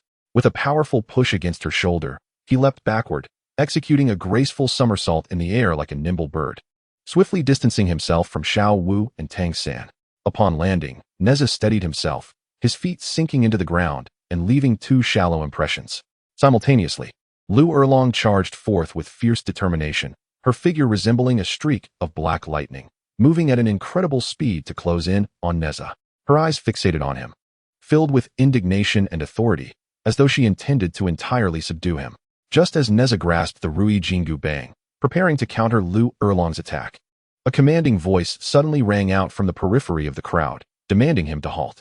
The voice carried an undeniable power, instantly captivating everyone's attention. Subsequently, a formidable soul force surged forth like a tidal wave, sweeping through the area with overwhelming dominance. As it passed, the dust on the ground was lifted high, forming a miniature sandstorm. This soul force barreled directly towards Tang San, who had no time to react before being sent flying by the sheer might of the energy, crashing heavily to the ground and stirring up a cloud of dust. Simultaneously, this force caused Lu Erlong to halt in her tracks, as she felt an invisible barrier impeding her progress, rendering her unable to advance further. At that moment, Douluo, accompanied by Douluo, gracefully stepped into the throng. Clad in a light yellow fitted gown, the hem swayed gently with her movements, revealing her long, elegant legs. Her short, pale yellow hair was neatly styled at the back, exuding a sense of cleanliness and sophistication.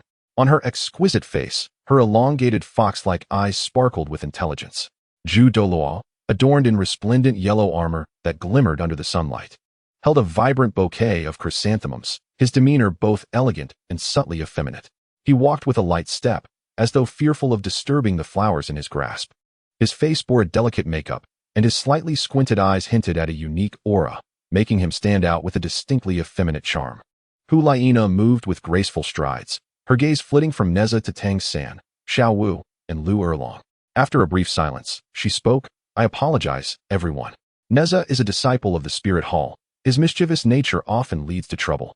As for today's events, the Spirit Hall shall assume full responsibility for any consequences, and we will compensate your academy for any losses incurred." As she spoke, she offered a slight bow, displaying her refined upbringing. Yet her straightened posture subtly conveyed the pride of the Spirit Hall. In a swift motion, Douluo approached Nezha, her movements light and quick. She extended her fair, slender hand to grasp his, applying a gentle yet firm pressure as she said, "All right, Nezha, let us go." Her eyes reflected both affection for Nezha and an unmistakable air of authority that brooked no dissent. Nezha, glancing at Xiao Wu bound by the misty tether, felt a pang of reluctance. Pouting, he protested, "No, no, no, Sister Laina, I just caught a rabbit demon and haven't had the chance to enjoy it yet." He attempted to break free from Douluo's grasp, leaning towards Xiao Wu like a petulant child unwilling to part with his prize. Upon hearing this, Tang San's fury ignited, his eyes blazing with rage as if they could emit fire. He bellowed, "You little demon, I will kill you." Raising his Haotian hammer high, his soul power surged violently, distorting the very air around him with its formidable force. Just then, Flinder darted forward, extending his arms to block him, his expression fraught with urgency as he shouted, "Little San, calm down." Douluo cast a glance at Tang San, a fleeting look of disdain flickering in her eyes before she swiftly regained her composure. She turned her head and gently caressed Nezha's head, her tone tender yet laced with a hint of seriousness. "All right, enough of this mischief. It is time for us to return. Nezha, if you cause any trouble outside, I shall have a difficult time explaining it to our teacher." "Ah, very well then. I do not wish to worry Mother," Nezha replied after a moment's thought, a hesitant expression crossing his face. However, upon considering his mother, he reluctantly nodded in agreement. With a flick of his small hand, the Hunyuan silk transformed into a lively dragon, swiftly retracting from Xiao Wu and coalescing into a radiant red light that returned to Nezha's grasp. Xiao Wu immediately trembled, the power that had bound her suddenly vanishing, causing her legs to weaken as she began to collapse to the ground. Seeing this, Tang San rushed forward like a bolt of blue lightning, catching Xiao Wu securely in his arms. Slowly, he lifted his head, gazing at Nezha with a look that seemed capable of slaying, his eyes ablaze with fury as if they might reduce Nezha to ashes. Unfazed by Tang San's glare, Nezha turned away, following Douluo as they prepared to depart, humming a light tune, embodying an air of nonchalance as if nothing had transpired. Yu Xiaojing, sporting panda-like eyes from the earlier confrontation, felt a surge of indignation as he witnessed Nezha's intention to leave. His swollen eyes resembled walnuts as he shouted with all his might, "That unruly demon child has shown no decorum, brazenly colliding with me and injuring my Shrek students. To think he could leave so easily is simply too tyrannical. Even for the Spirit Hall. Have you forgotten? I, Yu Xiaojing, am also an honorary elder of the Spirit Hall." Upon hearing this, Nezha leapt up, pointing at Yu Xiaojing and exclaiming, "Hey, you false master, how dare you invert the truth? It was you who looked down upon us first." Although Yu Xiaojing was well aware of his fault, he stubbornly argued back. Stepping forward, he pointed at Nezha and yelled, "You impudent demon child. I demand that you kneel and apologize to all of my Shrek students." Chapter 20. The identity of the demon child Nezha is revealed. The divine realm prepares for annihilation. "I am a demon, so what?" Listening to Yu Xiaojing's unreasonable claims, Douluo slightly raised her chin, a touch of coldness and pride gracing her exquisite features. Dressed in a form-fitting, pale yellow gown that swayed gently with the breeze, it accentuated her graceful figure. Her short, pale yellow hair was neatly tied back, with a few stray strands framing her fair cheeks, adding a playful charm. With a melodious yet piercing voice, she spoke, "Elder Yu, your Shrek Academy has repeatedly bullied a mere child like Nezha. only to find yourselves on the receiving end of his lessons. And now, you wish for him to apologize to you? I believe you ought to train your disciples better, lest they find themselves outmatched and suffer such a humiliating defeat at the hands of a child. Each word of Huliana's was crisp, striking directly at Yu Xiaojiang's vulnerable spots. What? Yuxiagang's eyes widened in indignation, the swelling around them resembling walnuts, rendering his expression both comical and absurd. His face flushed crimson. His mouth opened and closed as he struggled to articulate a rebuttal, yet no words emerged. Tang San, witnessing this spectacle, could no longer contain his fury. He stepped forward and declared loudly, "Spirit Hall, your protection of that demon child Nezha is utterly intolerable. One day, you shall learn that our Shrek Academy is not to be trifled with." Huliana cast a sidelong glance. Her eyes filled with disdain as she scrutinized Tang San from head to toe. A faint, icy smile crept upon her lips as she replied, "Oh, is that so? Allow me to inform you that Nezha is indeed a member of our Spirit Hall's combat team. If your Shrek truly possesses strength, then defeat us in the finals." Upon hearing this, a surge of blood rushed to Tang San's head, his eyes turning a furious shade of red. In a fit of rage, he laughed derisively and exclaimed, "That demon child is truly part of your Spirit Hall team? Ha ha, that is splendid news. My Haotian hammer did not crush him earlier, but on the battlefield, he shall not be so fortunate." As he spoke, he gripped his Haotian hammer tightly. "Haotian hammer? So you are Tang San," Huliana remarked, casting another glance at him. Her gaze still devoid of fear. She continued, "I did not expect this so-called genius to be merely a narrow-minded individual." Her tone dripped with contempt, as though Tang San were but an insignificant figure in her eyes. With that, she turned away, leading Nezha without a backward glance, striding confidently through the crowd, her every step seemingly proclaiming the invincibility of the Spirit Hall. As Nezha walked, he gleefully exclaimed, "Sister Nana, next time, I must try that rabbit. It must be delicious. La la la." While singing, he mischievously glanced at the onlooking Shrek Academy students, suddenly making a face at them, extending his hands in a claw-like gesture, and shouted, "Wow, wow, little ones, I shall devour you." A petite female student with twin ponytails turned pale, hiding behind a taller male student, whispering, "The Spirit Hall is so domineering. How can so many of us from the academy do nothing against them?" The tall male student furrowed his brow, worry etched on his face as he said, "What is the origin of this demon child Nezha? How could he leave Senior Dai Mubai and Tang San in such disarray?" At that moment, a stout male student voiced his frustration. "Shall we simply accept this? I cannot swallow this humiliation." A female student with long hair chimed in, "The Spirit Hall is far too oppressive. When has our Shrek ever endured such treatment?" Yuxiagang, listening to the murmurs of his students, felt his face burn with shame, as if he had been soundly slapped across the face. He trembled with rage, his eyes glaring fiercely as he shouted hoarsely in the direction where Huliana and Douluo had departed, "Do not leave. Today, you must provide Shrek Academy with an explanation." At that moment, Yu Xiaojiang, with his disheveled crew cut and a trace of blood lingering on his nose, appeared utterly disheveled, yet desperately clinging to his last vestiges of dignity. At this juncture, Douluo slowly turned around, his effeminate face adorned with a scornful smirk, his cold gaze fixated on Yu Xiaojiang, as though he were merely an inconsequential ant. Holding a chrysanthemum delicately, he spoke in a thin, mocking tone, "Master Yu, do not deceive yourself into thinking that your status as an esteemed elder grants you any significance within my Spirit Hall. You are akin to a mere dog. Were it not for the benevolence of His Holiness the Pope, you would not even qualify to be a dog." Having uttered these words, Douluo disregarded Yu Xiaojiang further, turning to leave with a graceful and swift stride. Upon hearing Douluo's remarks, Yu Xiaojiang felt a surge of blood rush to his head, his corpulent frame trembled violently, and he abruptly coughed up a mouthful of blood. His legs weakened, nearly collapsing beneath him, his eyes filled with despair and resentment. In that moment, it seemed as though all his dignity had been utterly shattered by Douluo's words. Tang San, witnessing Yu Xiaojiang spitting blood, was consumed with anxiety and hurriedly rushed over to steady his swaying figure. Fury burned in his eyes as he focused intently on the direction where Nezha had departed, his teeth grinding audibly as he vowed, "Rest assured, teacher, once we arrive at Spirit City, I, Tang San, shall ensure that this demon child Nezha pays dearly for his actions." Subsequently, Nezha returned to the Spirit Hall, hopping joyfully to his little bed, where he promptly lay down. He stretched his limbs and rolled around contentedly, the bed creaking under him, gazing up at the ceiling with his hands clasped behind his head. A relaxed smile graced his face, as if he had completely cast aside the earlier altercation at Shrek Academy. Hulaina gently closed the window and approached Nezha's bedside, leaning slightly as she remarked, "Little Nezha, you are quite the mischievous one. No wonder they call you the little demon. Had I not arrived in time, you would have certainly caused a great calamity." Nezha, swinging his little feet nonchalantly, retorted dismissively, "They were the ones who provoked me first," recalling Yu Xiaozhang's grotesque visage. Hulaina couldn't help but smile lightly, a hint of derision in her expression. She nodded and affirmed, "Well done, Nezha. Such individuals deserve to be dealt with harshly. Our spirit hall fears no power." Nezha's eyes widened in surprise, and then he grinned broadly, revealing his pearly white teeth. "You're not angry with me, are you, Sister Nana?" Hulaina gently patted Nezha's round head, her voice tender as she replied, "Of course not. If you were to let them bully you without a fight, you would no longer be the little demon of our spirit hall. However, you must not act alone next time.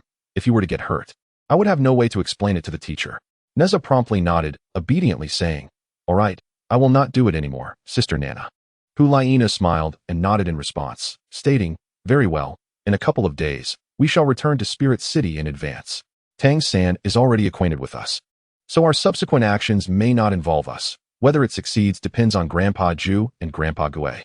A slight furrow appeared on her brow, and a hint of concern flickered in her eyes as she contemplated the upcoming plans. Upon hearing this, Nezha's eyes immediately brightened, and he sat up, grasping Hulaina's hand and playfully pleading, "Then, Sister Nana, will you accompany me to explore the city for a couple of days?" Hulaina, gazing at Nezha's adorable demeanor, felt a surge of affection in her heart. She gently pinched Nezha's cheek and tenderly replied, "All right, I shall accompany you." Chapter 21. The identity of the demon child Nezha is exposed. The divine realm prepares for annihilation. What of it, if I am a demon? Part 2. After several days of frolicking and enduring a lengthy journey, that night, Hulaina finally returned to Spirit City with Nezha. At this juncture, there remained less than a few days until the grand finals of the Continental Advanced Soul Master Academy competition would officially commence. The teams participating in the finals gradually arrived in Spirit City that night. However, upon returning to the spacious and comfortable chamber of the Pope's Hall, Nezha wandered alone to the window.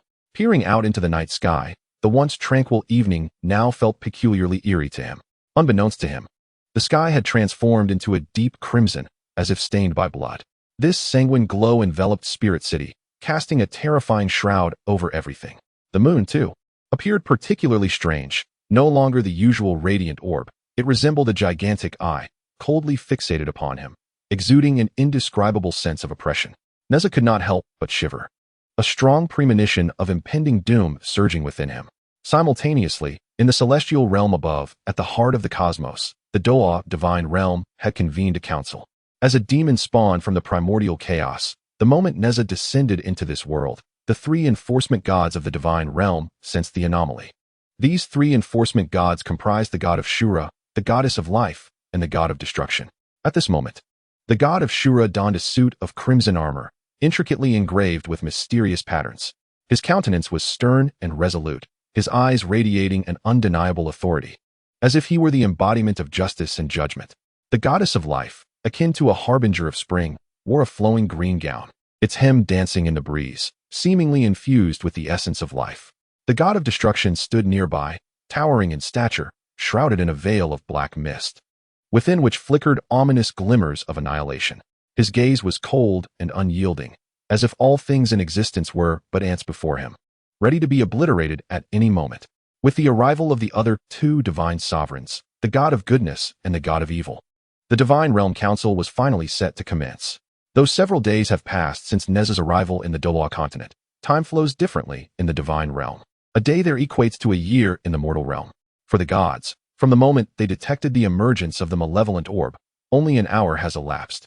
In this moment, facing the other four divine sovereigns, the Shura god slowly rose from his throne. His gaze swept over each deity present, revealing a countenance marked by gravity and solemnity. He spoke with a voice deep and resonant, reminiscent of an ancient bell echoing through time. Just an hour ago, I sensed an exceedingly vile and formidable, ominous force manifesting in the cosmos. Upon my investigation, I discovered it to be a malevolent orb, enshrouded by boundless malice and dark energy. As he spoke, he raised his hand, conjuring a phantasmal image. Within this apparition, a black glowing orb spun languidly in the void, surrounded by a dense aura of malevolence, as though it threatened to consume all in its path. What? A malevolent orb? The god of goodness exclaimed, his eyes widening in disbelief, his previously gentle visage now etched with shock. The god of evil furrowed his brow slightly. Turning to the Shura god, he inquired, Brother Shura, can you ascertain the origin of this orb? With a grave expression, the Shura god slowly shook his head, a hint of helplessness and confusion flickering in his eyes. He lifted his gaze as if piercing through the celestial dome of the divine realm, peering into the unfathomable depths of the cosmos. I cannot discern the origin of this orb. It appears to have materialized as if from a rift in time and space. If such a phenomenon is possible, it must be from realms unknown to us, the fabled outer demons. His voice resonated through the hall, imbued with a weighty significance, as if foretelling a dire prophecy. Upon hearing the term outer demons, the other divine sovereigns collectively inhaled sharply, a palpable tension enveloping the chamber. Outer demons? The god of destruction gasped in alarm, his towering figure abruptly rising, dark mist swirling violently around him as if stirred by a tempest. Clenching his fists, determination glimmered in his eyes as he urged, we must swiftly obliterate this orb before it can grow in power. The goddess of life gently closed her eyes, her fair fingers delicately calculating, her expression gradually shifting towards solemnity. Her verdant gown fluttered as if imbued with the rhythm of life itself. After a moment, she opened her eyes, her countenance grave as she declared, utilizing the essence of life, I have deduced that this orb indeed originates from a realm of utter chaos unknown to us. Its arrival signifies boundless calamity and misfortune. Its emergence into our universe heralds great tribulation. If we fail to act swiftly, it will lead to untold suffering, potentially eradicating even the entirety of the divine realm. Upon hearing this, the god of goodness murmured to himself, outer demons? Are they even more terrifying than the dragon god of yore? He lowered his head slightly, lost in contemplation, a trace of worry evident in his gaze. In the past, the calamity brought forth by the dragon god left the entire divine realm trembling. Now, the so-called extraterrestrial demons seemed to possess an even more terrifying power, and he could scarcely imagine the disasters that might ensue. The god of Shura, with a grave countenance, nodded in acknowledgement and remarked, presently, that demon seed has transformed into a demonic child and has descended upon Douluo Star. The malevolent force within him has seemingly revealed itself once, a power potent enough to obliterate the entirety of Douluo Continent. As he spoke, he cast another glance at the ethereal image in his hand, as if he could perceive the perilous demonic child on Douluo Star through the vision. The god of destruction could no longer remain seated. He slammed his palm upon the table, causing the runes atop it to shimmer with brilliance. He bellowed, what are we waiting for? I shall strike now and eradicate that demon seed. With that declaration, he prepared to rise and descend to the lower realm. Observing this, the god of Shura hastily waved his hand to halt him, tracing a luminous arc in the air that formed an invisible barrier, blocking the path of the god of destruction. With a serious expression, the god of Shura stated, no, that demon seed possesses an indomitable physical form. It cannot be easily vanquished. Even my Shura sword may not suffice to slay it. Should we act rashly, we risk awakening its full malevolence, which could plunge the entire Douluo Continent into chaos. The god of kindness nodded in agreement, his expression somber as he added, indeed, for that demon seed has already taken root in Douluo Continent. If we are to destroy it, we must consider the lives of billions inhabiting the realm. Moreover, the divine realm is forbidden from intervening in the affairs of the lower realm. This is a rule established by the creator god. As he spoke, he furrowed his brow, contemplating how to resolve this dilemma without transgressing the established laws. Upon hearing this, the god of destruction pondered for a moment before slowly resuming his seat, an unwillingness lingering in his gaze. Then what shall we do? We cannot allow that demon seed to grow and potentially become the next dragon god, he declared, clenching his fists, filled with helplessness. Facing such a formidable threat, yet being unable to act freely left him deeply unsettled. The goddess of life shifted her gaze, a glimmer of wisdom illuminating her eyes. Gently lifting her head, she addressed the assembly, saying, I have a plan to eliminate this demon. The god of Shura quickly inquired, pray, share it with us. The goddess of life contemplated for a moment, her eyes sparkling with insight as she slowly articulated, since that demon seed possesses an impervious form, and we cannot contravene divine law to intervene directly in the lower realm, we must compel the demon seed to take its own life, thereby resolving this calamity. The god of kindness furrowed his brow in confusion, questioning, but without descending to the lower realm, how can we compel the demon seed to take its own life? He found it hard to conceive how they might achieve such an outcome without direct intervention. The goddess of life, with a decisive gleam in her eyes, began to formulate a response. Although the demonic orb possesses boundless magical power, it has now transformed into a child with an unstable temperament. We may soon descend upon the Douluo Continent to unleash a cataclysmic divine retribution, informing the world that this demonic child is the harbinger of calamity from beyond the realms. As long as the demonic child endures, the entire continent shall face annihilation. When that time arrives, the animosity of countless beings shall serve as the supreme sword to vanquish the demonic orb.